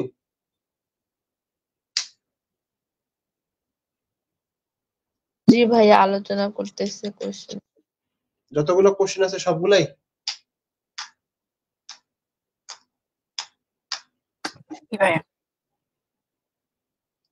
আচ্ছা, হয়েছে, বাদ দেন। এই humour polite and moral. Polite জিনিসটা কি? স্বাভাবিকভাবে, সাধারণভাবে। তিনি রুট ব্যবহার করছেন কোথাও তার এসেগুলোর মধ্যে? রুট আচরণ দেখছি আমরা, রুট জোকস দেখছি। দেখে নেন, তিনি মানুষদেরকে শেখাচ্ছেন, মানুষদেরকে কখনো আঘাত করে না, মানুষকে হার্ট করতেছেন না, হার্টিং, হার্টিং, HUR, এই হার্টিং, মানুষকে হার্ট করতেছেন না, তিনি মানুষজনদেরকে কি করতেছেন, শেখাচ্ছেন। Teaches people to be better, আরো এর থেকে কিভাবে ভালো হওয়া যায়, ভালো করা যায়, সেই বিষয়গুলো এখানে তিনি শেখাচ্ছেন। এই ছিল মোটামুটি আমাদের এডিসনের যে হিউমার রয়েছে সেই কোশ্চেনটা। ওকে, নেক্সট কোশ্চেন কি আছে? How did Sir Roger become the slave of widow? Slave বলতে আসলে আমরা কি বুঝি? দাস বুঝি দাস। স্যার রজার ডি কাভারলি কিভাবে এই বিধবা মহিলার দাস হয়ে গেছিল, তাই না? আমরা জানি জি Sir Roger fell in love with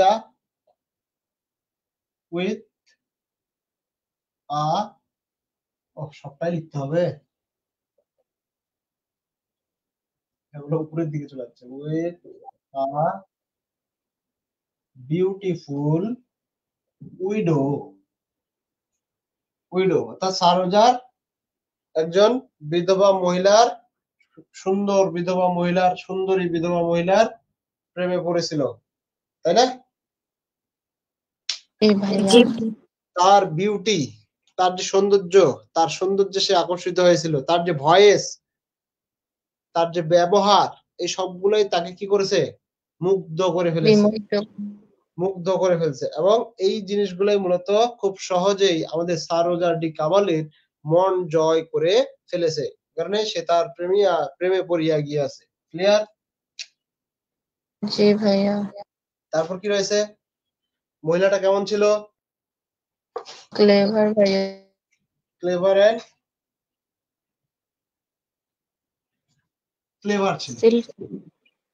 clever ছিল। মহিলা কেমন ছিল? The widow was clever. তিনি অনেক চালাক ছিলেন। এন্ড ইউজড হার চার্ম, তার যে কি বলে ওটা, কি বলা যায়, কি ব্যবহার করছেন?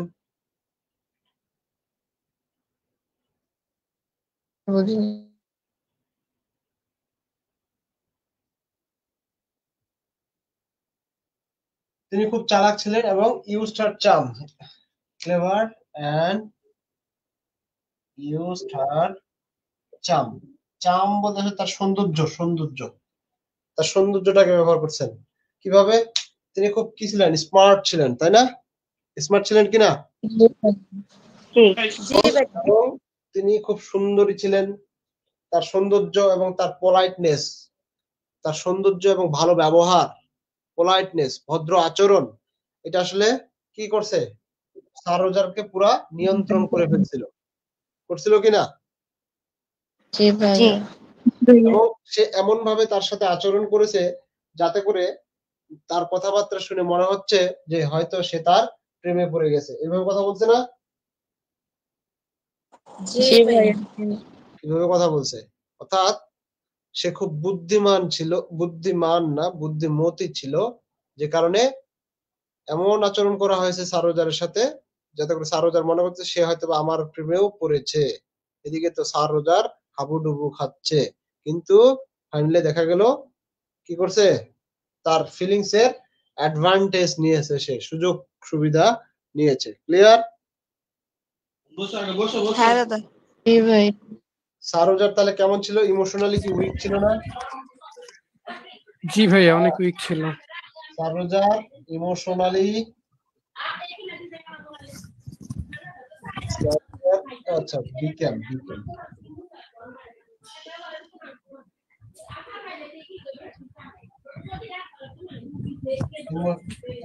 মিউট করে নেন।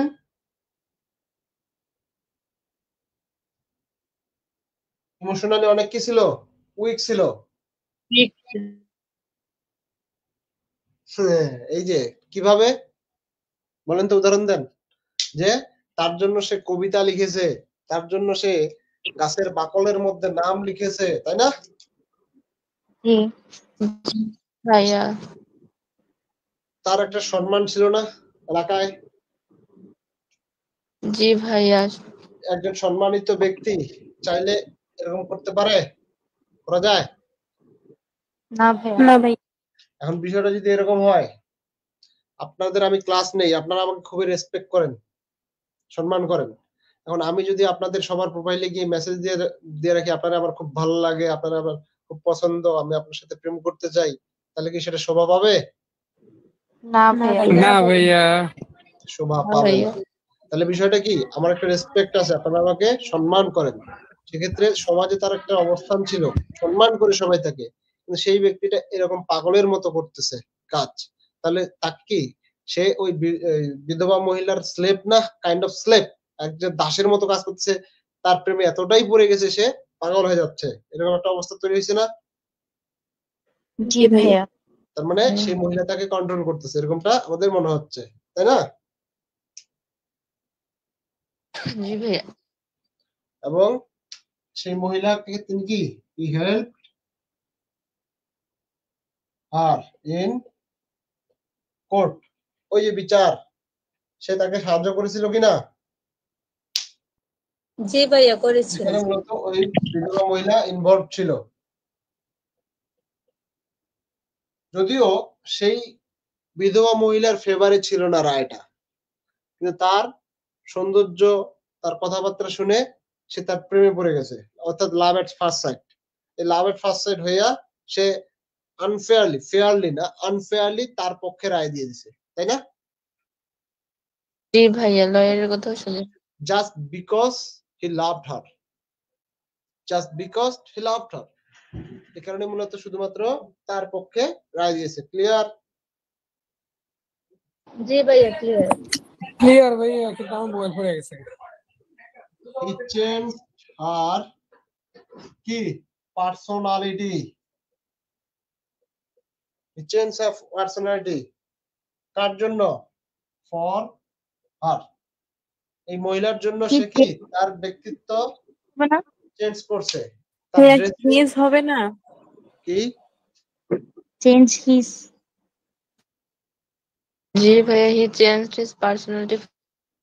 এইগুলো কারেকশন করে নিবেন আপনারা, আমি আর কত লিখবো, আমার পা গুলো প্রচন্ড ব্যথা করতেছে, আমি দাঁড়ায় থাকতে পারতেছি না, এই হাঁটাহাঁটি করতেছি, দেখছেন? আচ্ছা, he changed his personality for her, অর্থাৎ সে তার পার্সোনালিটি, ব্যক্তিত্বটা পরিবর্তন করে ফেলছে, কার জন্য? এই বিধবা মহিলার জন্য। দেখা গেল সেখানে কি করছে, যে সে যে আগে ড্রেস আপ করতো, ড্রেস পরতো, সেগুলোকে পরিবর্তন করছে, করছে কিনা? তার বাসায় গেছে, ভিজিটিং হার হাউস, এমন কিছু করে নাই যে তাকে ইমপ্রেস করার জন্য সে সবকিছুই করছে, তাকে ইমপ্রেস করার জন্য সবকিছু করছে, করছে কিনা? কারণ কি he became like a slave, সে কি একজন লাইক এ স্লেভ, একজন দাসের মতো হয়ে গেছে। সে চেষ্টা করতেছে যে তাকে কিভাবে খুশি করা যায়, তাকে খুশি করলেই তো হয়তো বা সে আমার প্রেমে হাবুডুবু খাবে বা আমার প্রেমে পড়ে যাবে, এরকমটা, বুঝতে পারছেন? এজন্য ভালো ছেলেরা সবসময় কি করে না, মেয়েদের পিছনে লেগে থাকে না, ভালো ছেলেরা। কেন বলতে পারেন ভাইয়া কেন? আসলে যারা ভালো ছেলে বা যাদের মন মানসিকতা পরিষ্কার, তারা আপনাকে হয়তো মেসেজ করবে, আপনাকে হয়তো জানাবে, আপনি একটা পর্যায়ে হয়তো জানাবে যে আমি আপনাকে পছন্দ করি, মানে আমি আপনাকে ভালোবাসি, এরকম করে বলতে পারে বা বলবে, ফাইনালি বলবে। দেখা গেল পরবর্তীতে এটা বলার পর আপনি যখন সেটার নেগেটিভ অ্যান্সার দিবেন, সেক্ষেত্রে আপনাকে আর খুব একটা ভাবে মেসেজ করবে না, এই করবে না, সেই করবে না। কিন্তু যেগুলো আসলে কাজ কাম নাই, একটু অন্যরকম ছেলে, তারা দেখবেন আপনার পিছনে ঘুরে ঘুরে ঘুরে ঘুরে ঘুরে দেখবেন আপনি যেখানে যাচ্ছেন, আপনার প্রাইভেট টিউশন থেকে শুরু করে যেখানে যাচ্ছেন সেখানে আপনার পিছন পিছন আপনাকে ফলো করতেছে। এই একটা পর্যায়ে দেখবেন ওর প্রতি আপনার কি একটু সহানুভূতি হবে, একটু সহানুভূতি হবে, আর এই একটু সহানুভূতি থেকে ধীরে ধীরে ধীরে ধীরে আপনাদের মধ্যে প্রেম হয়ে যাবে, তখন করবেন মুশকিল। এই জন্য বেশিরভাগ ছেলে যারা কাজ নাই, যাদের কাজ কাম নাই, তারা মেয়েদেরকে প্রচুর পরিমাণে সময় দিতে পারে, এবং মেয়েরা চায় যে আমাকে সব থেকে বেশি সময় দেওয়া হোক বা আমাকে বেশি সময় দাও, এই কাজ মানে তারা খুব এই জিনিসটা পছন্দ করে, যে আমাকে প্রায়োরিটি দিবে, আমাকে নিয়ে ভাববে, আমার কথা বলবে, সবসময় আমার সাথে কথা বলবে, এইরকম টাইপ মেয়েরা পছন্দ করে। এই কাজগুলো খারাপ ছেলেগুলোই মূলত বেশিরভাগ করে। এই জন্য দেখবেন অনেক সুন্দর সুন্দর মেয়ে রয়েছে, অনেক ভালো ভালো মেয়ে রয়েছে, তাদের বয়ফ্রেন্ড গুলা খুবই খুবই যতটুকু তার প্রাপ্য কি বলে এক্সপেক্ট করে যে এরকম হওয়া উচিত ছিল, এরকমটা হয় না, একটু কেমন জানি হয় আর কি। বোঝা গেছে? জি ভাইয়া। এই যে সারোজারকে যদি সে ভালোবাসতো তাহলে তার জীবনে কোনোদিন সমস্যা হইতো? তারে পাত্তা দিল না, পোলাটা কি না কি করে ফেললো তার জন্য পাত্তাই দিল না। আবার সে আবার বিধবা মহিলা, মানে একটু সুন্দর হয়েছে দেখে তার ভাব বেড়ে গেছে। সে একজন শেরিফ, একজন লোকাল জাজ, তাকে পাত্তা দিল না। আমারই তো খারাপ লাগতেছে, এটা হইলো? যাই হোক ভাইয়া আপনি বুঝতে পারেন নাই যে সৌন্দর্য হচ্ছে ক্ষণস্থায়ী। হ্যাঁ, এইটাই তো বোঝে নাই। আমাদের কাছে আসতো, আমরা বুঝাই দিতাম এই সৌন্দর্য থাকবে, কতদিন থাকবে এই সৌন্দর্য? পার্মানেন্ট ভাই। নিজের বেলায় সবাই ঠিক ভাইয়া, আপনিও যখন বিয়ের জন্য পাত্রী খুঁজবেন না তখন আপনিও সৌন্দর্যই খুঁজবেন। তা তো ঠিক, কথা ঠিক ভাই, তা ঠিক বলেছেন। আমরা অন্যের বেলায় মানে অনেক বড় বড় কথা বলি, বাট নিজের বেলাতে হচ্ছে সবাই হচ্ছে ওই সৌন্দর্যটাই চাই আগে। তাহলে আপনি কি বোঝাতে যাচ্ছেন অসুন্দর মেয়েদের বিয়ে হয় না? বিয়ে হয় অবশ্যই ভাইয়া, তবে সেখানে এখন মানে এখন রিলেশন বেশি করেও হচ্ছে হয়। ছেলেরা চাচ্ছে যে মেয়েরা যেন চাকরিজীবী হয়। যে ছেলেগুলো চাকরিজীবী তারা হচ্ছে একটু সৌন্দর্য চায়, বেশি সুন্দর না হলেও হবে, কিন্তু চাকরি লাগবে মেয়ের। সেটা কি অস্বাভাবিক কিছু, জি খারাপ ভাইয়া, কিছু? এই কথাটা ঠিক। সেটা কি খারাপ কিছু? একটা চাকরি হলে তখন হচ্ছে মেয়ে কেমন দেখতে বা কি মানে অনেক দোষ দেখবেন। আরে ভাই, আমি যদি এখন নরমালি বিয়ে করতে যাই, আমার কি দেখবে? মেয়ের বাপ কি দেখবে? আমার কিছুই তো দেখবে না। ছেলে কি করে? কিছুই করে না। আমার সাথে বিয়ে দিবে ওনার মেয়েকে, আমার পরবর্তীতে আমার চাকরি হতে পারে এই চিন্তা করে দিবে? মেয়ের বাপ দিবে আমার বিয়ে? ঝাড়ু নিয়ে দৌড়াইতে পারে, এটা শিওর। তাহলে আমি যখন চাকরি পাবো আপনারে আমি পাত্তা দিতে যাবো কেন?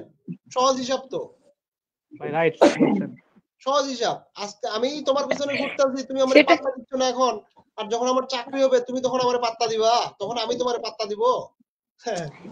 জি ভাইয়া, ওই যে ওটাই আর কি, মানে সবাই এই জন্য নিজের নিয়ে বেশি গর্ববোধ করা ঠিক না। ঠিক ঠিক। এরকম আমার কাছে প্রপোজাল আসছে, বুঝছেন? বেশ কয়েকটা প্রপোজাল আমি পাইছি এরকম, যে তুমি চাকরি বাকরি করলে তখন আমরা বিয়ে শাদী করবো, এরকম এইরকম মেন্টালিটির যারা, তাদের চিন্তা ভাবনার সমস্যা আছে। আমার খারাপ সময় এসে আমার পাশে থাকবে না, আমার ভালো সময় এসে পাশে থাকবে। এটা এক প্রকার সওদা করা। এটা দিস ইজ নট লাভ। তুমি ভাই, যৌতুক প্রথাটা তো ভাইয়া একেবারে আমাদের এইদিকে এমন একটা, উত্তরবঙ্গে আমাদের এমন হয়ে গেছে যে কি বলবো আর, মানে যৌতুক ছাড়া নাকি বিয়েই হবে না, বিয়েই হবে না। এটা শুধু not only Uttarbanga, but also all over the Bangladesh. বাংলাদেশের মধ্যেই রয়েছে। ভাই চাকরি ছাড়া মেয়ে দিবে না, কোনোভাবেই দিবে না। চাকরি ছাড়া মেয়ে দিবে না, এটা কোনো কথা ভাই? চাকরি ছাড়া মেয়ে দিবে না? এখন আমার উপযুক্ত বিয়ের বয়স, এখন যদি আমারে দিলে হয়ে গেল, আমার চাকরি হবে না বলতে পারবে তারা? চাকরি হবে না, হয়ে যাবে একটা সময় চাকরি। আমি যদি চেষ্টা করতে থাকি, একটা সময় লেগে থাকলে হয়ে যাবে। এটা বুঝতে হবে মেয়ের বাপরে। কয়েকদিন যাক না, আর কিছুদিন, কেমন পাত্র পায়। ভাইয়া বলতেছেন না, মনে করেন যে আপনার একটা বোন আছে, আপনার বোনের বিয়ে দিতে গেলে কিন্তু আপনি ওই চাকরি খুঁজবেন। আমার 3টা বোন রয়েছে, আমার 3টা বোনের একটা বোনের আমি চাকরিওয়ালা ছেলের বিয়ে দেইনি, তাদের সাথে বিয়ে দেইনি। 3 বোন আমার, আমি সবার ছোট, আমার 3 বোন সবার ছোট আমি। আমার 3টা বড় বোন রয়েছে, বিয়ে হয়েছে, সবাই ব্যবসা করে, কৃষি কাজ করে, কারণ চাকরি দেখে আমি বিয়ে দিইনি। বুঝলেন? কি বলবেন এখন বলেন? জি ভাইয়া বুঝছি, কিন্তু সবাই তো এটা বুঝে না। আবার এটাও কথা বলি, ইভেন এরকম বিষয়টা না যে আমার বাপ যৌতুক দিতে পারবে না, বা চাকরিওয়ালা ছেলের সাথে বিয়ে দিতে গেলে যৌতুক লাগবে 10-15-20 লাখ টাকা, 20-25 লাখ টাকা দিতে পারবে না এমনটাও না, দিতে পারবে আমার বাপ। কিন্তু সেই কাজটা করে নাই। যেটা চলতেছে, যারা ভালো দেখতেছে যে ভালো ছেলে চলতেছে ভালো, তাদের সাথে বিয়ে দিছে। কিন্তু আমি এখন বিয়ে করবো, আমার বাপ মেয়ে খুঁজে পাইতেছে না, কষ্ট। ভাইয়া আপনি নিজে খোঁজা শুরু করে দেন। ভাইয়া জয়পুরহাটে আছে, আসেন। ভাইয়া প্লে কার্ড নিয়ে বসে যান ভাইয়া। ভাইয়া বলেন। ভাইয়া দা স্পেক্টেটর অ্যাকাউন্ট অফ হিমসেলফ এইটা কি লিখছেন?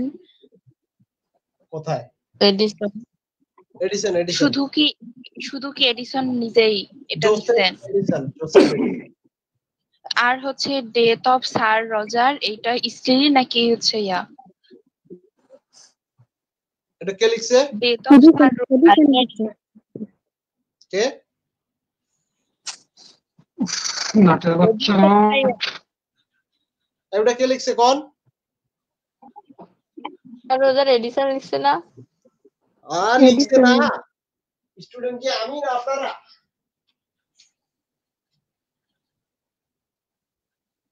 স্টুডেন্ট আমি না আপনারা? আপনারা আমার মান সম্মান শেষ করে দিলেন। Joseph Edison. মান সম্মান সব শেষ। কিটা করাম আমি এখন? এই সবাই শুনেন, আমার কি এগুলো মনে আছে। The Spectator account of himself, Joseph Addison, of club, Richard Steele. তারপরে কি আছে? Sir Roger at church, Joseph Addison. His account of his disappointed in love, Richard Steele. তারপরে কে? Death of Sir Roger, Joseph Addison. মাথায় থাকিবে? Death of Sir Roger. জি ভাইয়া। ওলাপান কি করতেছে? ওকে, তাহলে এটা শেষ হয়ে গেছে না? এটা আর হ্যাঁ ওইটা শেষ হয়েছে, আরো দুইটা আছে। ও মোর খোদা, আরো দুইটা। কি কি আছে আর? প্রশ্নটা কোন? How does Edison want to reform the society? 23 number question. কত number? 23 number. How does Edison want to reform the society? কিভাবে? He used করছেন, একটু আগেই বললাম। স্যাটায়ার এন্ড হিউমার ভাইয়া। স্যাটায়ার এন্ড হিউমার করছেন কিনা? সে মানুষের যে ফোলিশ বিহেভিয়ার, বোকার যে আচরণগুলো রয়েছে আমরা দেখেছি, এবং খুব সুন্দরভাবে, খুব লাইটলি, হালকা ভাবে তিনি তুলে ধরে সেটাকে কি করছেন? স্যাটায়ার করছেন, ব্যঙ্গ করছেন। বুঝতে পারছেন? হ্যাঁ ভাইয়া। এইভাবেই তিনি মূলত শেখাতে চেয়েছেন। আচ্ছা, আরেকটা জিনিস তিনি কি তুলে ধরেছেন? হি পয়েন্টেড আউট সোশ্যাল প্রবলেমস। কি কি সমস্যাগুলা? লেখাগুলো একটু শুনে নিবেন, শুনে নিয়ে লিখবেন। যদি ভুলও হয় শুনে নিয়ে লেখার চেষ্টা করবেন। He pointed out social problems. কি বলেন দেখি, কি কি হতে পারে? Criticize bad customs. আমরা দেখবো, দেখেন জোসেফ এডিসনের প্রথমটা কি? The Spectator account of himself. সেখানে তার মায়ের স্বপ্নের কথা বলা আছে কি না? ভাইয়া এটা কেমন ধরনের কথা? তার মা স্বপ্নে, তার মায়ের ইচ্ছা এটা হবে ওটা হবে, সে কি হচ্ছে না হচ্ছে সেটা তার যেটা চয়েস, তার যেটা ভালো লাগবে, যে আমি এইদিকে আমি ভালো আছি বা এইদিকে যাবো। আপনার যারা আসলে বলি একটা উপদেশ দেই যে আসলে আপনার সন্তানকে কি বানাবেন না বানাবেন, বা আপনার সন্তান স্কুলে পাঠাচ্ছেন, সেই বিষয়গুলোর দায়িত্ব দায়ভারটা আপনি আপনার সন্তানের উপরে ছেড়ে দিবেন। কিভাবে ছেড়ে দিবেন? এখন এমনি এমনি ছেড়ে দিলে তো হবে না, আপনাকে বোঝাতে হবে আপনার সন্তানকে, বা আপনি তো আপনার সন্তানকে চিনেন যে আসলে সে কেমন বা কোনটাতে বেশি পারদর্শী। আপনি এজ এ মা বা বাবা হিসেবে তো পারবেন বুঝতে যে সে কোনটা বেশি ভালো পারতেছে, কোন দিকটা তার স্ট্রং পয়েন্ট কোনটা। সেক্ষেত্রে আপনি তাকে সব বিষয়গুলো বলবেন। কি বলবেন? যে বাবা এটা করলে এটা হবে, অর্থাৎ তুমি যদি এইগুলা পড়ো বেশি, এইগুলো সম্পর্কে বেশি ভালো জানো, তাহলে তুমি হয়তো ডাক্তার হতে পারো, ইঞ্জিনিয়ার হতে পারবে, এই হতে পারবে, সেই হতে পারবা। বা পরবর্তীতে তুমি অর্থাৎ এই ডাক্তার হয়ে কি করবা? তুমি মানুষের সেবা করবা। সবগুলো আপনাকে এক্সপ্লেইন করতে হবে আপনার সন্তানের কাছে। তারপর আপনার সন্তান ডিসাইড করবে যে আসলে তোমার কোনটা এখন ভালো লাগতেছে, তুমি কি হতে চাও, কোন দিকে যেতে চাও, তাহলে সেইভাবে তোমাকে এই বিষয়গুলো পড়তে হবে। এইভাবে যদি আপনার সন্তানকে বোঝান তাহলে দেখবেন তার যে কি বলে ওটা সিদ্ধান্ত নেওয়ার ক্ষমতাটা অনেক গুণ বেড়ে যাবে। বুঝেছেন?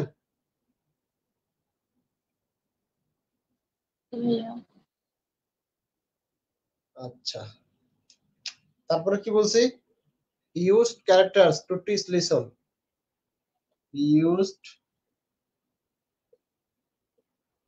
characters to teach lesson. কোন ক্যারেক্টারটা? স্যার রোজার ডি কাভারলি। তারপর moral message. He gave moral message. He gave moral message. নৈতিক শিক্ষা কিভাবে? কোন কোন বিষয়গুলা?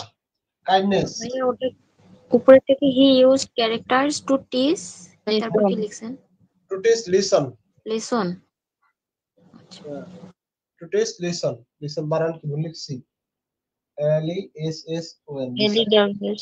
আচ্ছা, তিনি মূলত মোরাল মেসেজগুলা কি? Kindness, kindness. তারপরে কি দেখিয়েছেন? Honesty, kindness, honesty, good manners, good manners ভালো আচরণ, এবং হিউম্যানিটি, হিউম্যানিটি। এই বিষয়গুলো তিনি দেখিয়েছেন। ওকে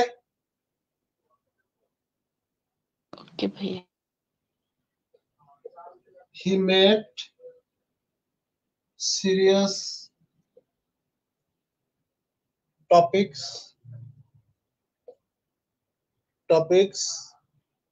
easy to understand. Easy to understand.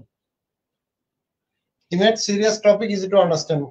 Serious বলতে একটু হার্ড যে টপিক গুলো রয়েছে সেই টপিক গুলোকে তিনি খুব সহজে তৈরি করে ফেলছেন, সহজে যাতে বুঝতে পারে সেইটা তিনি তৈরি করছেন। অর্থাৎ কঠিন সিম্পল ওয়ার্ড যেগুলো রয়েছে সেগুলো তিনি ইউজ করছেন, কঠিন ওয়ার্ড ইউজ করেন নাই, যাতে করে সবাই খুব সহজেই বুঝতে পারে। বোঝা গেছে? জি ভাইয়া।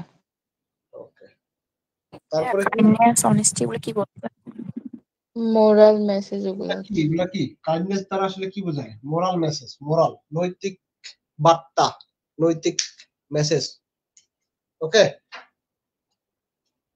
বুঝতে পারছেন? জি ভাইয়া।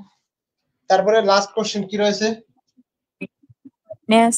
অনেস্টি ওগুলা সম্পর্কে মোরাল লেসন মেসেজ দিছে। রোজার ডাই। জি জি আপু জি। হাউ ডিড স্যার রোজার ডাই?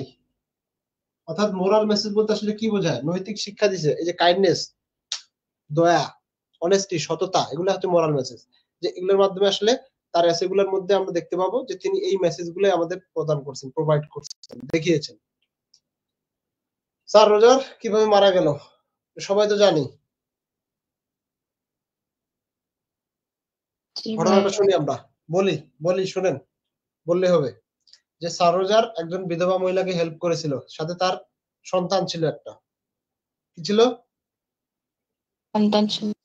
এবং তার যে প্রতিবেশী ছিল তার সাথে খুব খারাপ আচরণ করতো, মানে treat badly by a neighbour, অর্থাৎ প্রতিবেশীর দ্বারা খুব তারা কি তাদের সাথে খারাপ আচরণ করা হতো।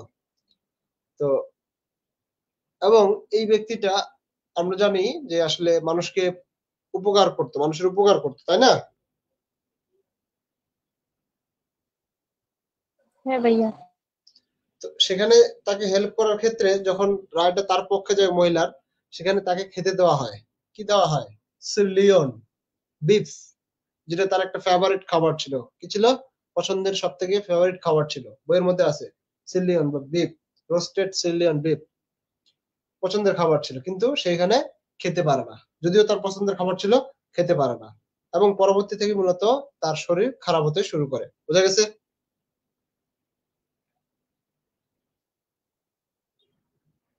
এই কথা বলা পরবর্তীতে যখন সে বাসায় ফিরে আসলো, বাসায় ফিরে এসে তার যে বাটলার রয়েছে, তার যে চাকর রয়েছে, তাকে বলল যে সে তার যে খাওয়ার রুচি নেই, এই কথাটা তাকে সে বলছে।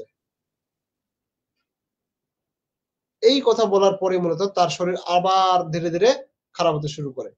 বুঝতে পারছেন? জি ভাইয়া। এর মধ্যে একটু বেঁচে থাকার আশা জেগে যায় কখন? যখন ওই যে ভালোবাসায় পড়েছিল এক বিধবা মহিলা একটা চিঠি লিখে তারে, এই চিঠি লেখার পর তার মধ্যে একটা হোপ এসেছে, আশা জেগেছে, বেঁচে থাকার আশা জেগেছে। বুঝতে পারছেন? ভাইয়া স্যার রোজা ছিল নাকি মহিলাটা লিখেছিল? ওই মহিলা, উইডো, তার প্রেমিকা, যাকে সে ভালোবাসতো।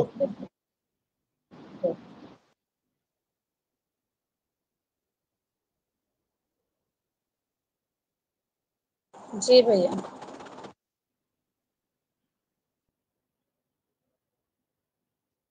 লাস্ট সেকেন্ড, আমাকে একটা মিনিট সময় দিন।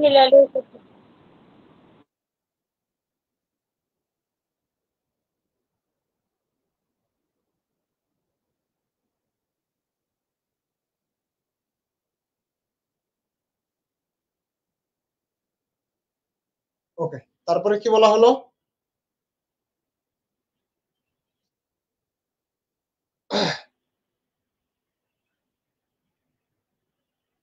আচ্ছা, তার যে এলাকাবাসী রয়েছে, এলাকাবাসীর জন্য সে কি করেছিল ঠান্ডার সময়? কাপড় চোপড় দিয়েছিল, মানে তার এলাকার মানুষ যাদেরকে নিয়ে ভাবছিল, তাই না?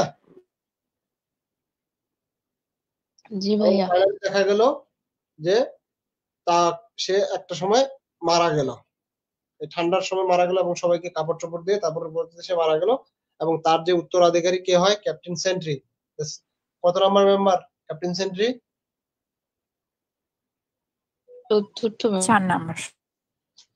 4 নাম্বার মেম্বার ক্যাপ্টেন সেন্ট্রি। তাকে কি বললো? তাকে তার উত্তরাধিকারী যত সম্পত্তি সবকিছু বুঝিয়ে দিল এবং তার যে কি ছিল, তার যে সার্ভেন্টরা ছিল তাদের জন্য কিসের ব্যবস্থা করছিল? পেনশনের ব্যবস্থা করে দিয়েছিল, যাতে তাদের পরবর্তীতে কোনো সমস্যা না হয়। এবং তার নেফিউ যে ছিল, তার ভাতিজা যে ছিল, কে? এই যে ক্যাপ্টেন সেন্ট্রি, তাকে বলছিল যে মানুষের সাহায্য করতে, হেল্প করতে, এবং সেই কাজগুলো সে করে। এবং ফাইনালি সে একদিন কি মারা যায়, একদিন মারা যায়। যে স্যার রোজার ডি ক্যাভালি সবসময় মানুষের উপকার করতো, সেই মানুষটি মারা গেছে। এই মেসেজটা মূলত আমাদের দ্য বাটলার কে জোসেফ এডিসনকে চিঠি লিখে পাঠিয়েছিল, সেটাই এখানে তুলে ধরা হয়েছে। ওকে, ডান।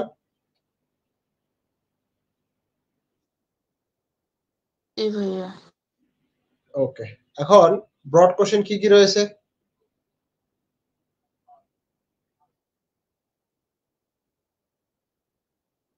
ব্রড কোশ্চেন কয়টা আছে এখানে? 4টা না 3টা? ভাইয়া 4টা। 4টা। কোন কেউ কিছু বলতেছেন? না ভাইয়া, কোশ্চেন গুলো পড়াবেন? পড়ানো তো দরকার। জি ভাইয়া। শেষই হচ্ছে না। আসলে আজকে সকালে ক্লাস নিতে যাচ্ছিলাম, আমি আসলে ঘুম থেকে উঠতে পারিনি। সকালবেলা যে আমি ঘুম থেকে উঠতে পারিনি। ভাইয়া আমরা ওয়েট করেছিলাম ক্লাসের জন্য, নাই। আমাকে মনে ফোন মেসেজ টেসেজ অনেকে দিছে, আমি উঠি নাই। পরবর্তীতে দেখা গেল স্যার রজারের সার্ভেন্টের নাম কি বলছিলেন? Mister Butler. The Butler. আচ্ছা, বাটলার আসলে নাম না, ওটা বাটলার বলা হয়, চাকর আর কি, মানে প্রধান চাকর, তাদের বাসার প্রধান চাকর, তার নাম না ওটা। স্যার রজার ডি ক্যাভালির বাসার প্রধান যে হেড চাকর আর কি, সেই চিঠিটা লিখছিল। ওকে, স্যার রজার ডি ক্যাভালির হচ্ছে সব সম্পত্তির মালিক কে হয়? ক্যাপ্টেন সেন্ট্রি, তার উত্তরাধিকারী ক্যাপ্টেন সেন্ট্রি হয়। আচ্ছা, এখানে প্রশ্ন আছে প্রথমত, depict the 18th century social picture portrait in Coverley papers. এখন 1.5 ঘন্টা হয়ে গেছে অলমোস্ট। 9:30, 10:30, 11:30 কয়টা ক্লাস শুরু করেছি? 9:30 না? 9:30 জি ভাইয়া 9:30, 10:30, 2 ঘন্টা 11:30 হবে, 20 মিনিট বাকি আছে। 1 ঘন্টা 40 মিনিট হয়ে গেছে অলরেডি, তাই না? কি এনার্জি আছে হ্যাঁ আপনাদের? ভাইয়া। জি ভাইয়া। নাই দাদা। জি ভাইয়া। না ভাইয়া ফুল এনার্জি নিয়ে ক্লাস করতেছি। ভাইয়া 9টায় শুরু করলে শেষ করা যেত। আমি বাইরে ছিলাম একটু। বাইরে ছিলাম বলতে আমি তো ক্লাসটা এক পর্যায়ে চিন্তা করলাম যে নিব না আজকে। এত ক্লান্ত লাগতেছে আমাকে। আচ্ছা ঠিক আছে আজকে থাক। কালকে দিনের বেলা নিব। সকালবেলা দেখা যাক। ভাইয়া আপনার তো ক্রিটিসিজমে একটা ভাইয়া ক্লাস আপনি 2 বাকি দিন নিতে আছে, চেয়েছেন, আবার একদিনেও নিতে পারেন না। নন দিনের ফিকশনাল বেলা। প্রোজে অনেকগুলা বাকি আছে, আপনার তো এগুলা অন্য টাইমে নিতে হবে। আজকেই তো আপনার ক্লাস শেষ রুটিনে। নিয়ে নেব, সমস্যা নেই। টেনশন নাই। এই ডেইলি নিতে ভাইয়া হবে। দিনের বেলা নিলে একটু দ্রুত মানে টাইমটা জানাই দিন, না হলে আজকের মতো wait করতে হবে। আজকে অবশ্যই ভোর 4টার আগে জানাই দেব আপনাদের। ঠিক আছে ভাইয়া। ভোর 4টার আগে কেন বললাম? আমি যদি তাড়াতাড়ি ঘুমাই তাহলে আগে জানাই দেবো, আর যদি দেরিতে ঘুমাই তাহলে একটু দেরিতে জানাই দেবো। ভোর দাদা 4টায় জানিয়ে আপনি তখন যদি ঘুমান তাহলে তো কালকেও সকালে উঠতে পারবেন না। ওটাই তো সমস্যা। এই যে দেখেন ইনডিসিপ্লিন লাইফ কাকে বলে বুঝছেন? এই হলো সমস্যা। জি ভাইয়া তাড়াতাড়ি করে ফেলেন। ওটাই করা লাগবে, আর কিচ্ছু উপায় নাই। ঠিক আছে আজকে শেষ এখানে। ঘুমান সময় যান। ভাইয়া গুড নাইট।